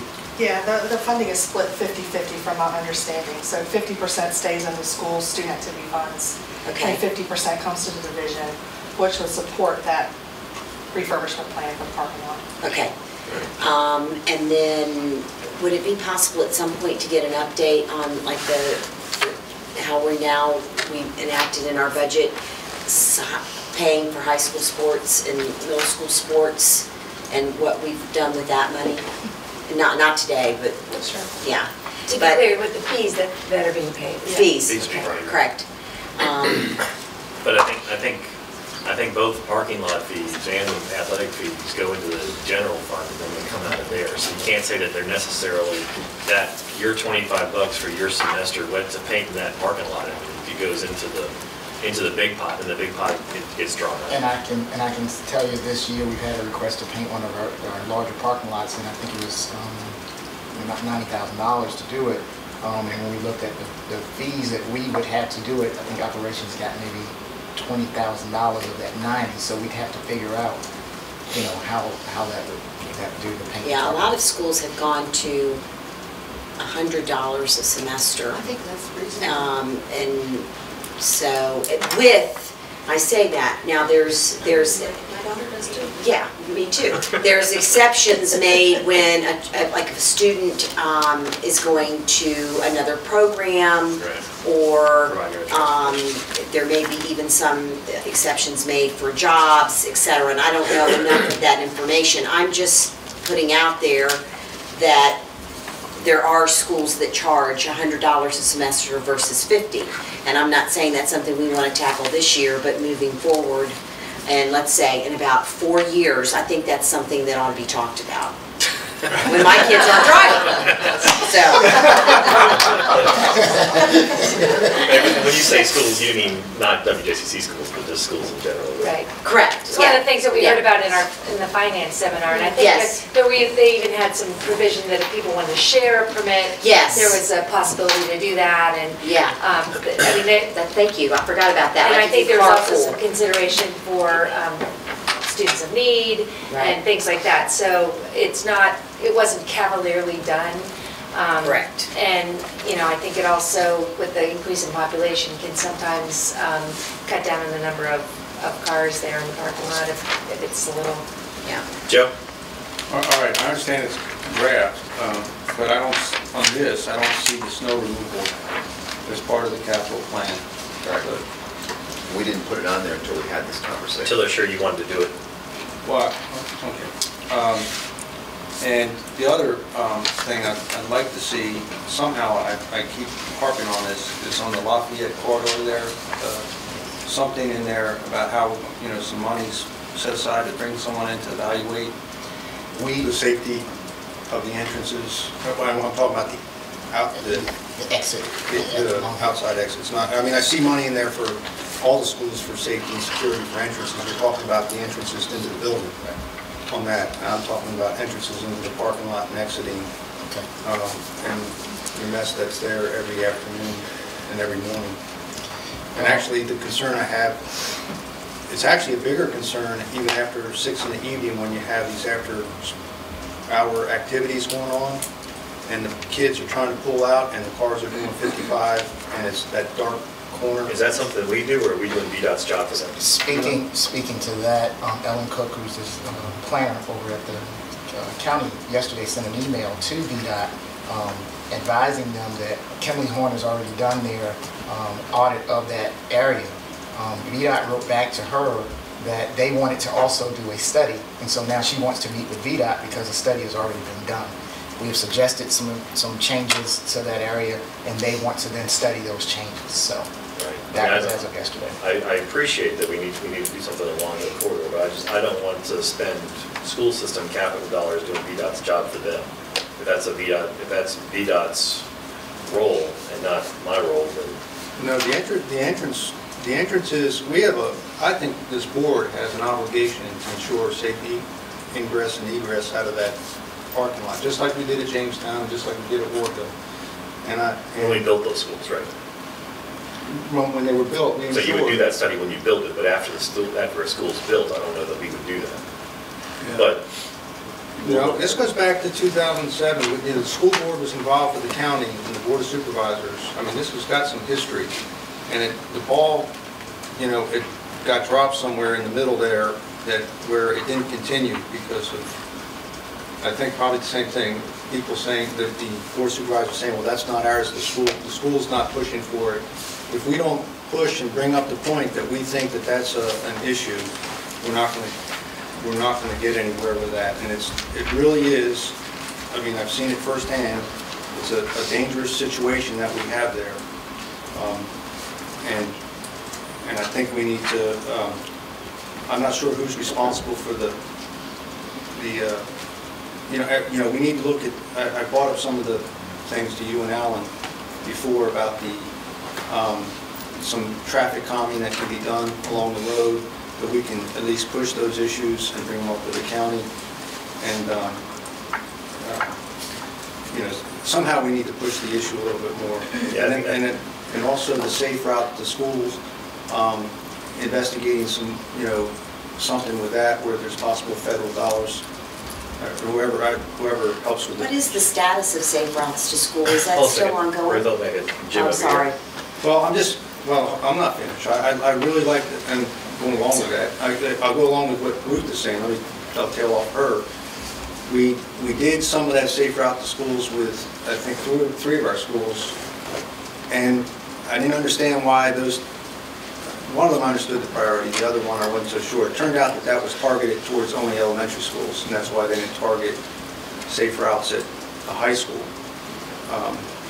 But that high school is one of the schools that there's a lot of walking and bike riding traffic from because of its proximity to neighborhoods. And so we really need to investigate that. We had one child that, actually last year, somebody trying to get on a bus getting hit, but a few years ago. What's that? Way down by 199, not near the school. Right, but it's the Long Hill corridor. Right. That whole Long Hill corridor, and the effect on our students and the community as a whole. So it's kind of a big deal to me, and I think we keep brushing it aside, and I don't want to brush it aside anymore. I don't know that we keep brushing it aside. We keep bringing it up to the county. We keep bringing it up to VDOT. It's just a discussion of our capital improvement plan. I'm not spending school board capital money to improve VDOT's road.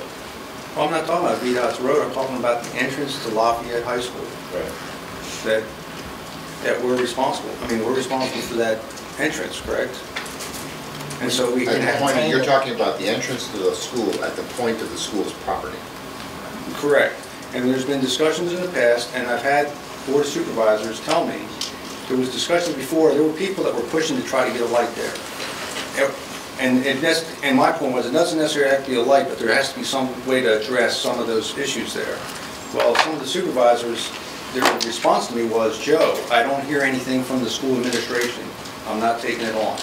So if we are not bringing the issue up, nobody's going to take it on. I'm not sure when you had that conversation. I can tell you that from the point in which you raised this issue a year ago, we had been intensely involved in all of the meetings, all of the stuff. And I'm happy to do whatever the board wishes to do. My confusion on this issue is we can take a look at anything on our property. It's not going to solve the Long Hill corridor problem. We've registered our concerns. I think everybody understands what our concerns are. I'm going to need a little bit more clarity as to what you expect us to do next. Well, yeah. Go ahead, Jim. I think it's important. My sense is that all of us recognize that Long Hill is a difficult road, and it's not a safe road for students entering and exiting, or for adults for that matter, trying to get out of that place as the cars are whizzing by and making no effort to stop. Even when it's during the school day and the lights are there are people who are still speeding through that thing, as they do in front of Norge, as they do in front of Stonehouse, as they do in front of DJ Montague, and all of that. If you know, I've been around those areas and I've watched people, and people get on my back of my car as I'm following the 25-mile speed limit and see if it's a 4-lane road, seeing them going. Yeah, it's a police issue. Yeah, it's so, and I think on the one hand, being able to manage our property is our responsibility. On the other hand, trying to, other than being an advocate to the people responsible for Long Hill Road, is all that we can do, because we're not going to make any capital outlay, and we can't, because VDOT wouldn't allow us to make any changes to Long Hill Road without them being involved and saying yes or no to it. And my point is, I'm happy to do whatever you'd like. I'm a little confused as to what we can do now. What is it? Like you're saying, you want to see something in the CIP. Perhaps you and I can chat more in depth about what would that look like? Because we can do anything to the entrances of any school, and we certainly can do that.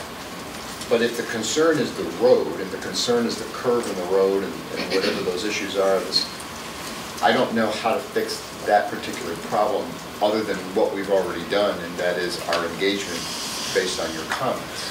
If there's something we're missing, or if there's something more that we can do or need to do, we're happy to do it. I need some more clarity as to what, and maybe it's just a conversation about what you're talking about. There's a couple. But I do think that, I'm not saying redesign the road. That's VDOT's road, I get that. Although I think we need to have the conversation, and please don't get me wrong, I know that we've had the conversation this past year when they were doing the Long Hill study. We were successful in having, at the very end, some good input into that Long Hill study at the very end. But some of that input at the end talked about making some changes on the Lafayette property, some of those options. And that was what I would try to say then. We don't have to wait for them to redesign Long Hill Road to make some of those type of improvements. I see. Ruth?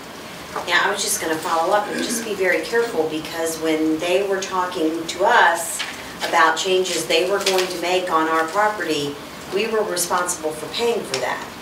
So there's got to be a little bit of give and take between us and VDOT. I understand what we're saying about, how far we want to go, but it came very clear in that Long Hill corridor study that if they came and started encroaching on some of our property that they needed, they weren't saying they were going to pay for that. So, but I did want to, while we're having this safety discussion, commend someone, because I don't know who was responsible.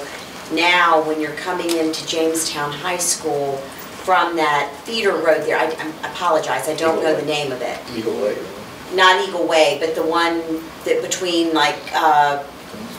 but Monticello and Route 5, there's now a big sign that says there's a 25 mile per hour on Route 5, so that people are not busting onto that road going 40 some miles an hour. So there are improvements, and it's got a big yellow flashing lights. It's a good thing, and I hope that whoever was responsible for doing that, I hope they're looking at all the schools to see if there are improvements like that can be made. If I'm not mistaken, that was a joint venture between our maintenance department and the county, telling us what we needed in that location. Yeah, well, it makes a big difference, awareness. So things like just anything that can bring awareness, that it's like this big. It's not the little yellow, and it's just saying when you turn on to Route 5, you're entering a school zone. And just so you know, we have asked the police to put out one of those little, not little, the signs that show you how fast you're going when you're coming around Lafayette, because usually people slow down. Yeah. We have asked them to do that right in November, so we're waiting to hear back from them. At least they can put something up that brings their attention to what speed they're going when they pass the school. Thank you. So,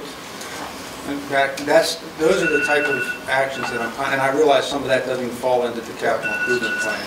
I just was bringing up that I don't know if there are other little things that we can do that we can look at to improve, and some of those ideas came out in that study that you did, and I please don't take what I said about, I'm talking about in the past. Okay. So as you would say, BS, before Steve, this is when those conversations were happening. So please, I get it, that when I brought it up to you, you were absolutely right, that you guys started taking a look at it, you got me hooked up with them, and we kind of worked on a few things. Yeah. Okay. I appreciate that. I think there are some things that we need to consider.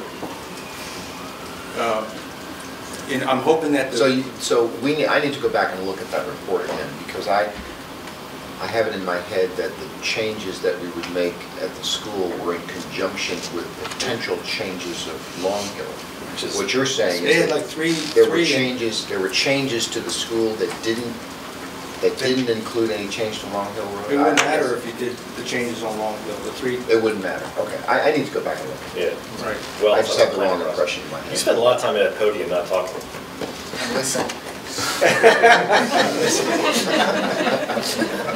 While I'm on. Go ahead. No, I appreciate, anyway, thank you. I got it. Is there a sign, or have I missed it, telling people along Centerville Road that there's James, there's Blayton and Hornsby Middle School down this road?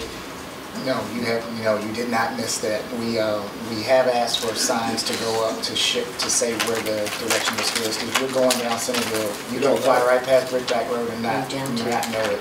So or Jolly Pond. So that's the county's responsibility to put one on? Yeah, that's the county's responsibility. That would be nice to have. Marcellus. Yes. Welcome to the bar. Want to talk about buses? Well, you want to talk about buses, or you want me to go through some of the items that we're including in the FY16 for capital improvement? Start with that. Okay.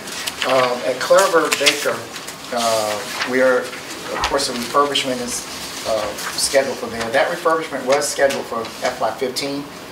It was not funded in last year's CIP, so we moved it to this year.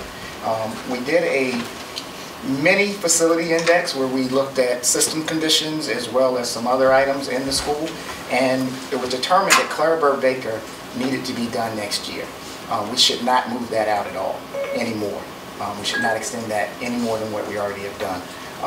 In addition to that, part of Clarabelle Baker was added back on, I think it was in 1992, which was a roof, so we need to start replacing that older roof. We need to start replacing, it's a partial roof replacement. The parking lot at Clarabelle Baker is small for going in and out, to say the least. And so I know we've had principals there in the past that have asked to do some traffic calming measures there, so we want to look at expanding that parking lot so that kids are not passing in between cars, or they're getting out on the right side, or we don't have a backup leading out into the street or into the bus area. As far as safety and security entrance redesign, this was brought up a few years ago, and we wanted to look at, whenever we do a refurbishment, we want to redesign the entrance as well for security reasons. As you know, with Clarabelle Baker, when you enter into Clarabelle Baker, there's a little vestibule, and then you go directly into the school. So we want to make sure that we begin to funnel guests and customers through our office areas. So whenever there's a refurbishment done, we have suggested that we also look at redesigning our entrances to make them so that people are funneled through the office.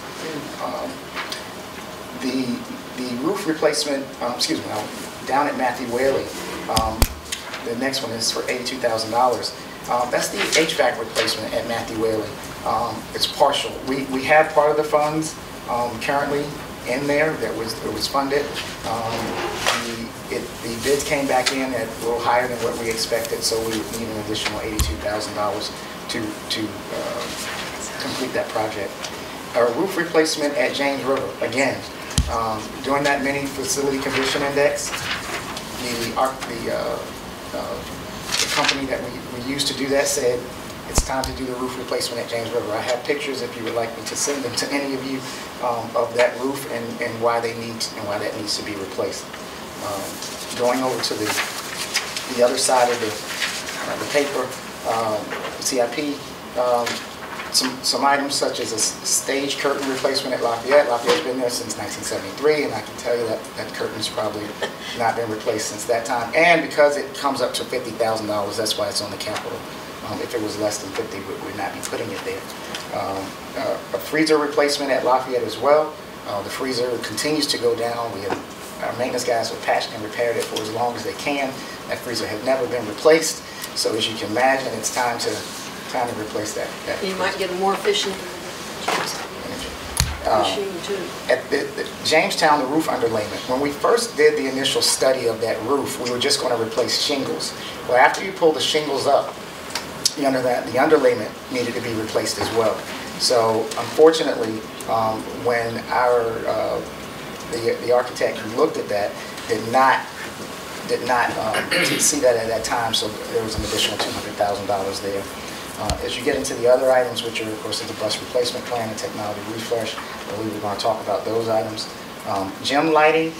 This gym lighting is to replace the lighting at Hornsby and at Blayton. We started to replace the lighting at our other facilities for more energy efficient lighting. Hornsby and Blayton were built in 2010. They were not designed with the most energy efficient, so we wanted to make these our last two schools.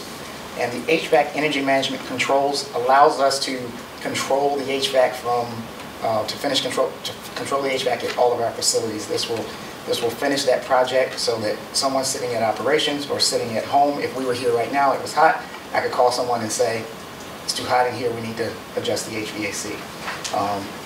Again, repair parking lots is money we are estimating to use to repair some of the parking lots that we see are the worst in our school division.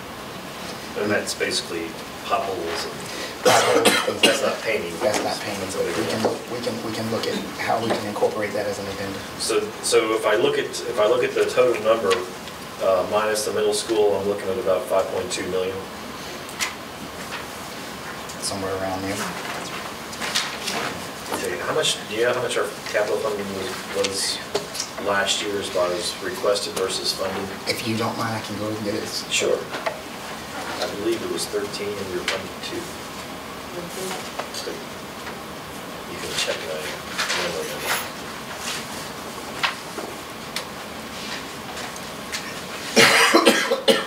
How's your halls? One more. Okay, good. I think we're going to be good. Mega. I have one question.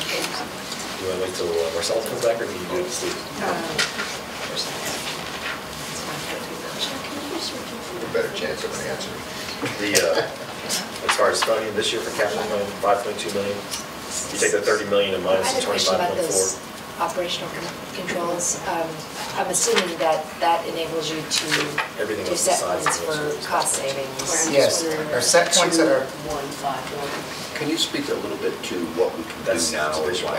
Well, I mean, one reason I ask is, again, I was over at the county complex for my class on Thursday, and we were freezing. And we happen to have somebody in our class that works for the energy department of the county. She sent the text, and the heat was able to come on. And so I thought that was wonderful, because a lot of times you just don't have that option. But I also think that means that when it's not being used, you can do an adjustment that is going to actually end up saving you money. I'll give you an example. Our set points for our schools are 68 to 72 degrees. That helps with our energy management. Before we came in here today, the set points were set for this building as well as this side of the facility. So it would be warm. So it's like I said, we were sitting here and I got an email from Dr. Constantino that says it's a little warm in here. We could set the temperature. As far as your question on proposed and funded, I do not have that available at the time. But I want to say we asked for 13 and we got about 2 or something. Yeah. Anybody have any questions about the capital projects? We'll talk specifically about buses. I understand. Yeah. About any other capital projects? One thing that I would like to share with you in the 5 days we've started this discussion. That's how long you've been here, Yes, right? 5 days. We have existing capital projects that were approved by County City that we have excess funding available in. So we are working with city and county to request a transfer of those funds so that we can take care of some of these items. In addition to that, we do have a fund balance in our capital projects fund that Marcellus and I are working through to try to figure out what's the best thing to eliminate off of this list utilizing those funds so that we minimize the request that goes to the county in an effort to assist because we know they supported the middle school. So we're trying to work through this to minimize what you see on the draft today. So as we roll forward, what we request from them is actually less than what you see today. Great. Thank you. So the school bus replacement plan that was worked on last year, I believe it was last year, 2 years ago. 2 years ago. 10 years ago, 14 years ago, forever. We were working on a way to get to a smooth replacement plan so we knew how many buses we would need every year to take off those age-based buses that were beyond what the state allows for the maximum age on a school bus. So as you can see, we've worked our way into getting to a smooth replacement plan of 9 per year. Given inflationary cost, you do have changes in what the estimated bus cost will be. Of course, regular ed buses are a different price than special ed buses with an estimated cost. So that's what's driving the 9 buses that are shown in the capital improvement plan for fiscal year 16. And those 9 buses just basically maintain where we are. Yes. As our number of students go up, I guess our bus requirements would go up as well too, right? Yes, they should. With the new school coming online. It shouldn't be an impact of, unless we have huge growth in enrollment, because you're really just rezoning students that already exist in our division. The majority of students that would attend the fourth middle school would be rezoned. Now, obviously, we're seeing increases in student enrollment each year, so the bus needs will trickle up. But the fourth middle school is not going to require a large number of new buses because it's just kids being transported to different places. Now, routes being what they are, neighborhoods being what they are, we haven't yet obviously predicted what that looks like. And as far as maintenance costs for the buses, as you replace 15-year-old buses with 1-year-old buses, do those maintenance costs go down, or do the 14-year-old buses become 15-year-old buses and they stay even?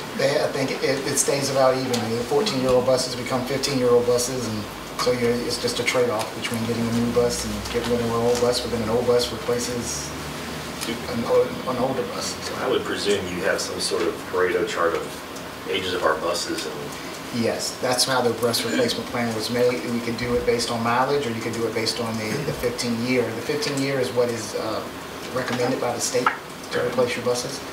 We do have some buses that are 15 years and 180,000 miles. We do have some buses that could be 15 years and 250,000 miles. Right. So it just depends. We don't have a slug of buses coming up at some point, do we? Where we have an inordinate amount, and some year that we have. We do know how many buses are coming up each year. For example, in the fiscal year 15, we had 5 buses. We replaced 9. Last year, we needed 1 bus. We replaced 9. So we're ahead a little bit in the instance of the years that are being replaced. If I believe in fiscal year 16, we actually have about 15 buses that need to be replaced, but because we're ahead, because of the smooth replacement. Any discrete year, you're ahead, but on balance over the 5, you're going to be basically even. Right. Okay. Anybody else have any comments?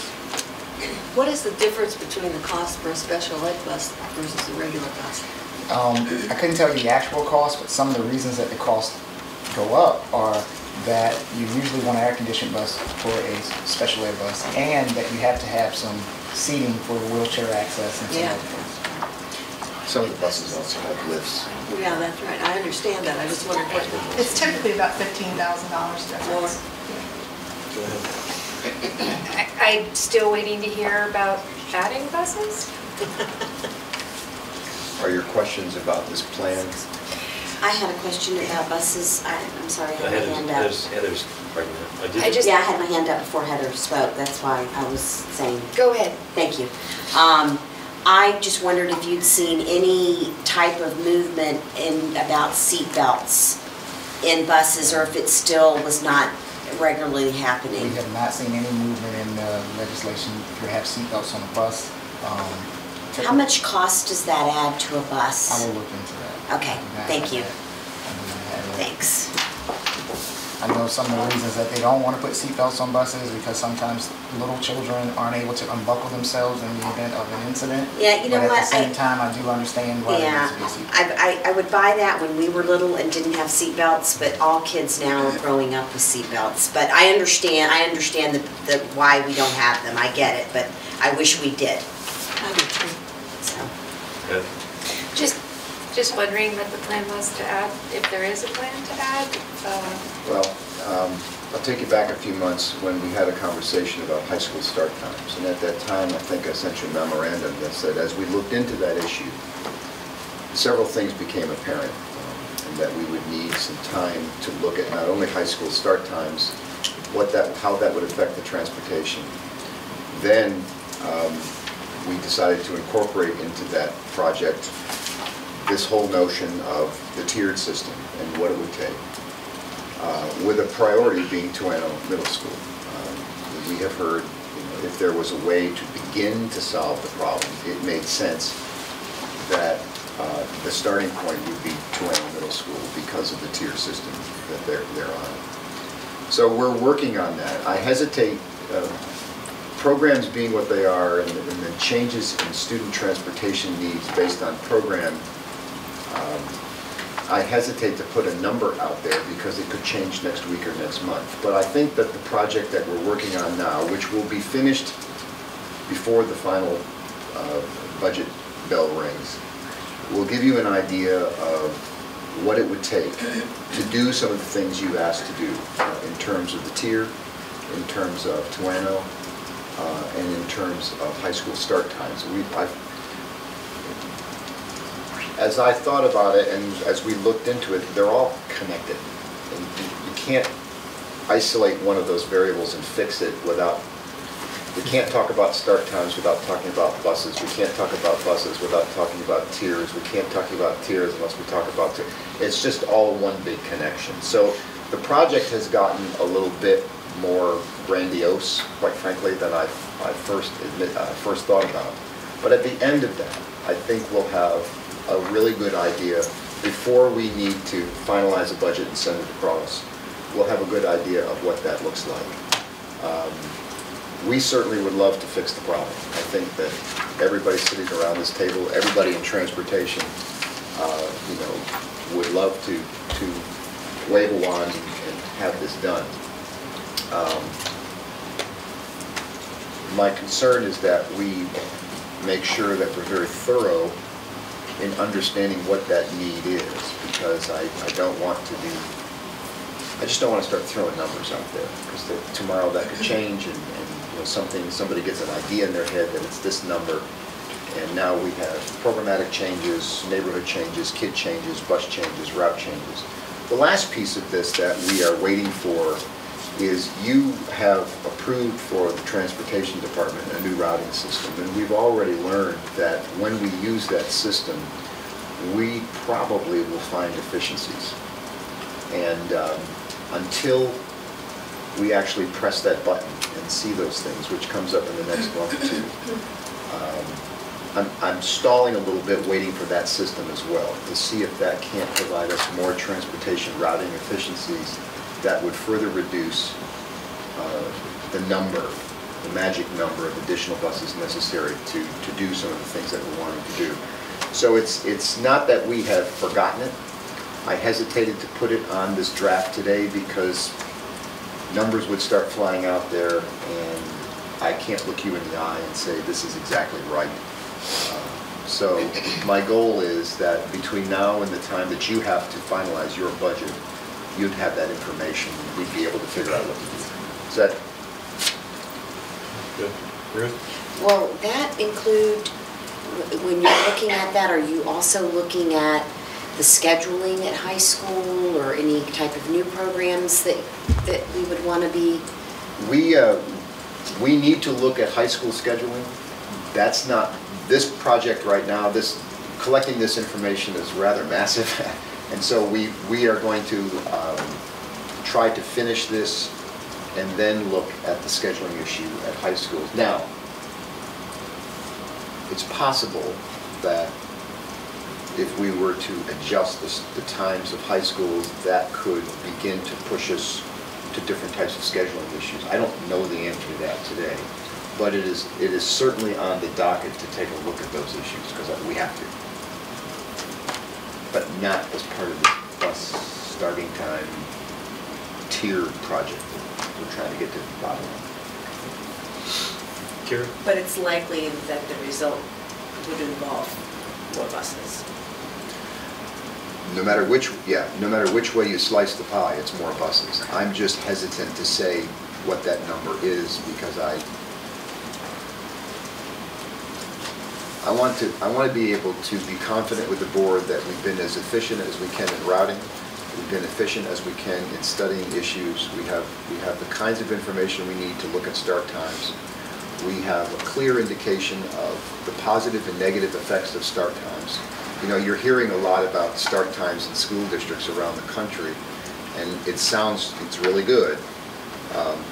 What you need to understand is that they're changing start times to other schools in their districts, and that's the part you're not hearing about, where a county might say, hey, we have delayed high schools by 15 minutes. Well, guess what? We've started at middle schools 15 minutes earlier to compensate for that. All of that comprehensiveness needs to be presented to the board, because I think we need to have a conversation about what it's going to take to do that, and then look at the busing options, who we want to put on a bus, the routes of those buses, et cetera, et cetera. So it's taking us a little bit longer, but I'm hoping that the answer will be more comprehensive in nature. Jim? When we had this discussion before, a number of years ago, the other consideration too is the Williamsburg area transit system and where they drop students off and so forth. And I think it was at Jamestown that we didn't have a stop there. They have one. They have one now. They're coming there. Yeah, so that's the other thing is where the drop-off points are for the Williamsburg area transit system. And then, the other factor too is, the fees that are charged for the parking at the high schools where students are able to drive. Those are part of the factors too, of how many cars are there, and then how many will take the bus, and how many will on the transportation. And so, at least in terms of our 3 high schools, those are variables too that impact whether or not we run another bus or not run another bus. Yes, Elise. Well, it's sort of similar to what Jim is talking about, but I'm wondering, as we do this budget, do you assume all kids are going to ride a bus? I know that we have to provide transportation for all students, and that we don't assume all students will ride a bus because we know the parents drop kids off. I think approximately around 6,500 to 7,000 of our 11,000 students now. We run 123 routes every day.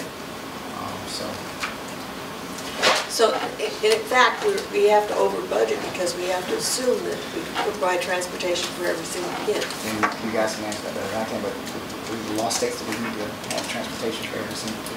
The state statute will say that you have to provide transportation at certain miles. We can get that statute for you. You could change that if you wanted to. That's a whole other issue that I don't know if we want to talk about today. But if the 3,000 students who didn't take a bus yesterday decided that they wanted to take one tomorrow, we'd have to have one to provide. I get comments all the time in the community about, hey, that bus is half empty. I know, that's right. Primarily a high school bus. Yeah. And high school students will work 3 jobs to pay parking so they don't have to ride the bus. But if tomorrow that child needed that bus, the bus has to go down that street. It's also primarily a high school bus, but as we go do an elementary route, it's going to be crowded. That's right. Ruth, I can get Heather first and I'll come back to you.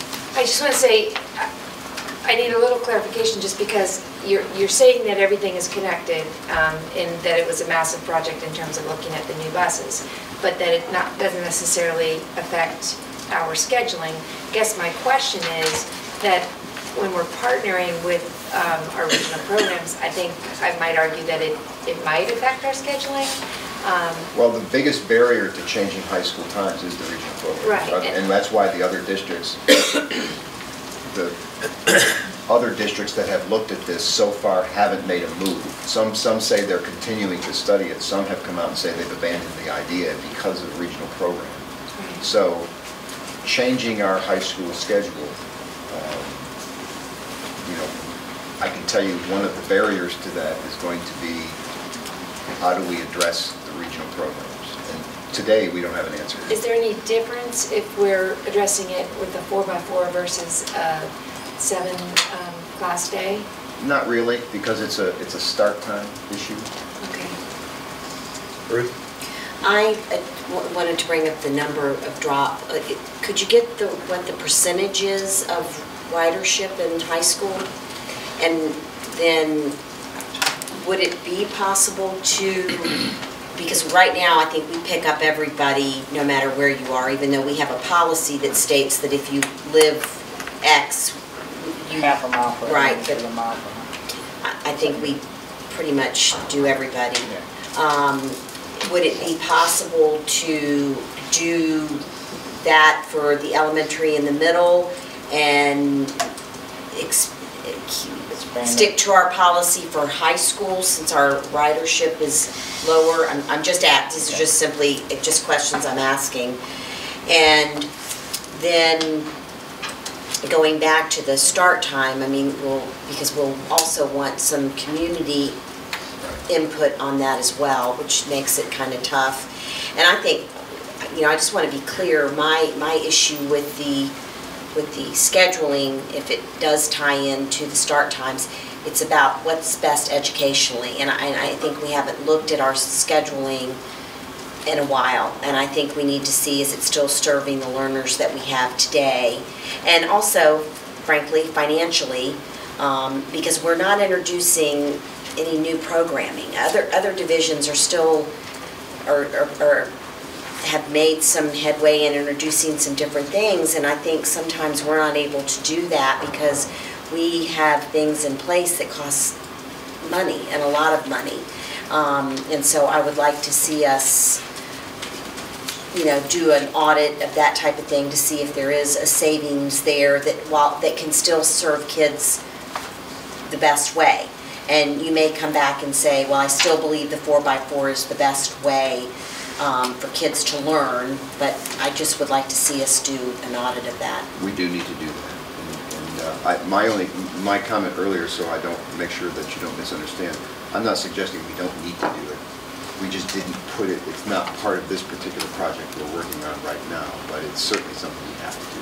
Right, and I am glad, and before I don't, I'm glad to see us increasing dual enrollment. That is a new program that, we'll be doing. So we're slowly but surely getting there, but I would like to see if we have some savings somewhere that we might be able to do some other things.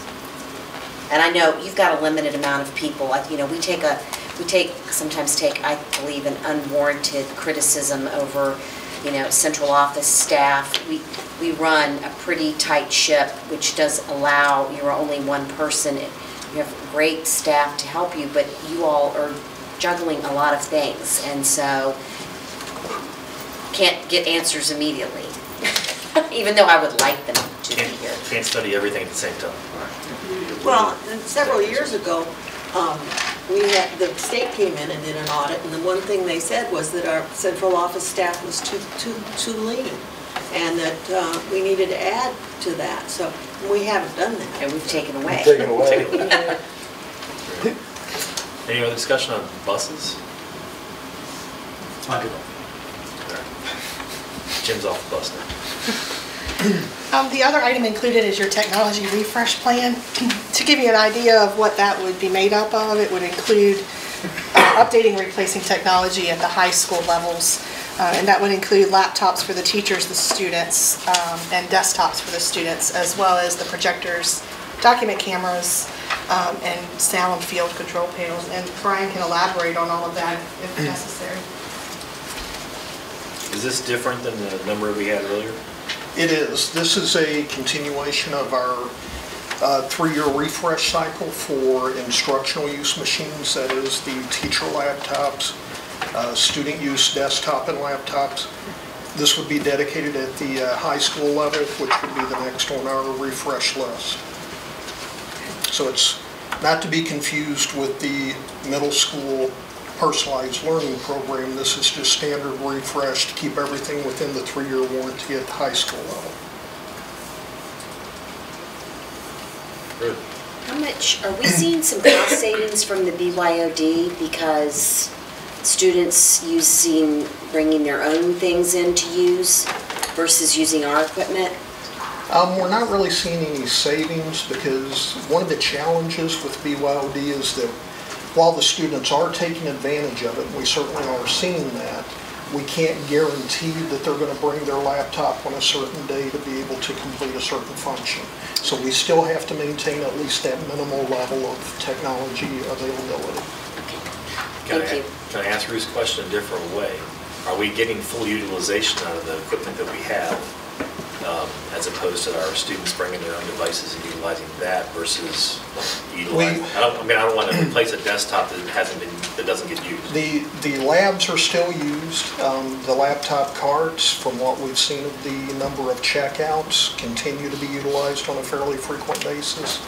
So I don't know that we've seen any drop in the utilization. I think they may be utilized in different ways because having the student devices allows those, the few devices we do have, it allows them to go a little bit further. It does beget an interesting question. The question would be, what if we didn't have the lab? Would technology use falter? Right. And again, just an interesting question that we haven't really delved into because I think technology is going mobile. And as we look at this, we're putting more and more effort into what I consider mobile technology, small laptops, iPads, those kinds of things, cards, less in lab type situations, but SOL testing requirements, lots of stuff out there that still require us to maintain the labs. Yeah, I mean, desktops are really passe these days. Passe. I was just going to add, I know like my daughters use their phones in school a lot for looking up, a lot of vocab work they seem to do, a lot of writing they still take full use of the laptops and that type of thing. They do seem to use their phones quite a bit, but then when it comes to, getting things for the teachers, they seem to go to the laptops at school. Yeah. So. Yeah, and I think we've seen that kind of overall, that smaller devices are great for quick research, looking things up, but then if you're really going to do any work, write a paper or anything like that, you're going to go back to the laptop. Good. Anybody else? It's freezing in here. Can you call that person? Nope. Mr. Weaver. Mr. Weaver knows who you are. That completes our presentation for this morning. Unless you have other questions. Thank you. Just call this. Thank you. Thank you, Mrs. Burton. Thank you. Thank you very much. You've done a great job getting up to speed in 5 days. I guess I would just, first of all, thank you for your input, thanks for your help, thanks for your questions. From this point, if you have questions or we have omitted something or overlooked something, please let me know. We can have a conversation today, or you can email me, or we can talk. We're going to take this information today and begin to try to figure out the superintendent's proposed budget, which does come to you on the 17th of February. Okay. 17th of February? It's the second February meeting. Mrs. Larson? I had brought up last evening in our discussion about our SOP that the one thing that I've been noticing, that some localities began to have this discussion earlier. In our particular webinar that we attended, now that was a much larger school division, but they had started in November, and I started noticing through our Virginia school board news that other school divisions had started the CIP conversation in the November timeframe, moving it forward, and I just wondered what was your thoughts on that? Or is it something you could think about and then just get back to us? I think traditionally the thought process has been to wait for the governor's proposed budget to have a conversation. However, that does not preclude having a general CIP conversation about what the priorities might be. I think that any conversation you have before December, you have not knowing what the revenue is. Right. If that's something we're interested in, that's not a problem at all. So. And I know we talked about separating the CIP out a little bit and doing that at a different time in the rest of the budget. So. Joe? Well, when we mentioned this last night, if you go back way before, it did start early, and this is sometime, even before I got on the board, the process started early in the fall. And you're correct, the CIP one was actually one of the first ones that they started placing the priorities on early on. And then the priorities for the budget, and you're right, it's a crystal ball type approach, but there was discussions early on, just like Ruth was saying. Somehow, I think what happened is it slipped. We've slipped it. I suspect. I mean, I've basically followed the game plan that was in place since I've been here. I suspect that the recession had something to do with it. Right. That it got squeezed together because you really didn't know in 9 and 10 what was coming. Right. But we certainly can look at a bit of a change. Mrs. Manuel? Sorry. On that, at the webinar, we also learned that most school divisions are collecting Medicaid funds, and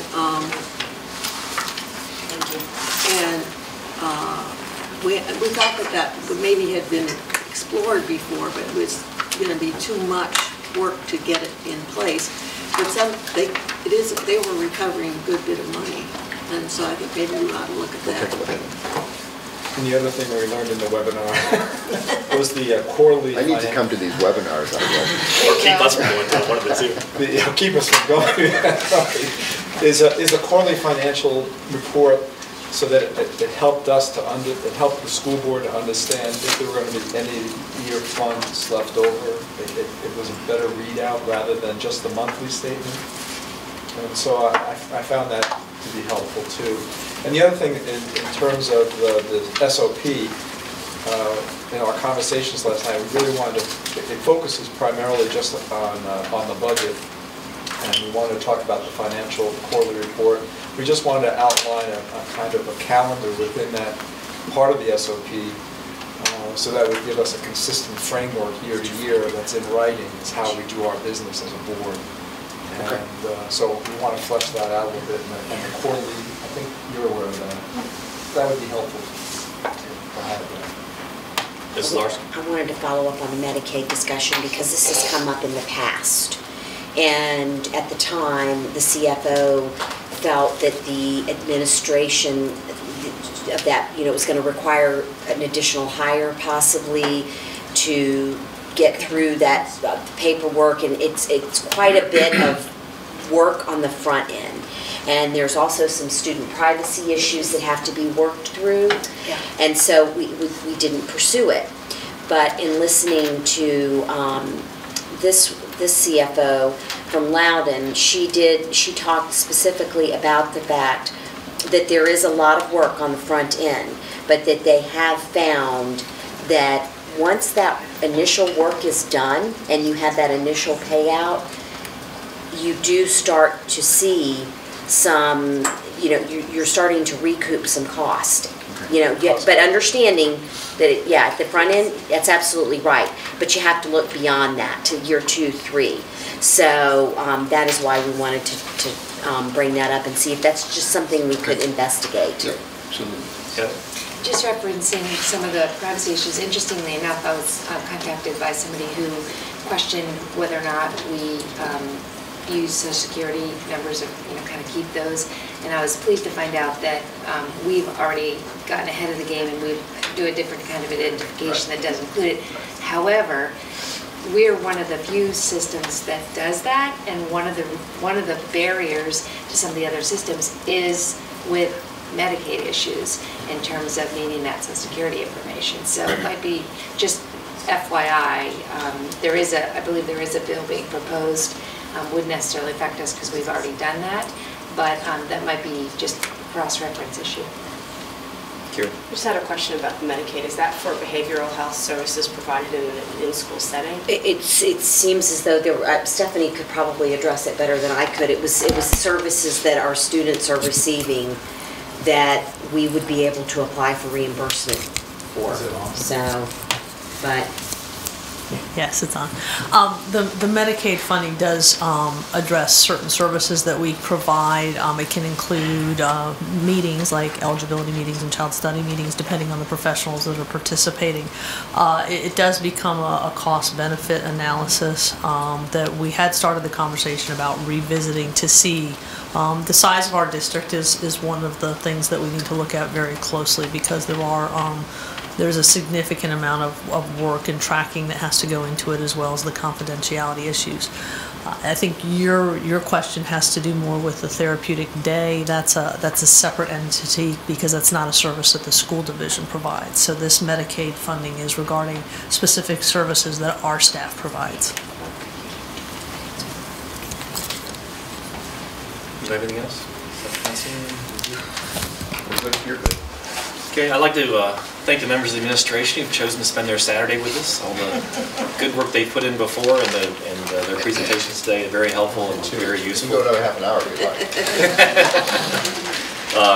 Thank you, Mrs. Berta, for I know you're on a short leash here and short schedule, which you've done a great job presenting here today. I appreciate that. And Mrs. Overcamp-Smith on your birthday, I appreciate that. Very good. And Dr. Constantino still has calls. Yeah, what else would you with their friends and family, right? Yeah. So it's all good. And I'd like to thank the board members too for the last 2 days. A lot of good work, a lot of good discussion. I think we've made a lot of good progress and got some good information. Appreciate everybody's input and engagement in our discussions here. So without objection, stand adjourned.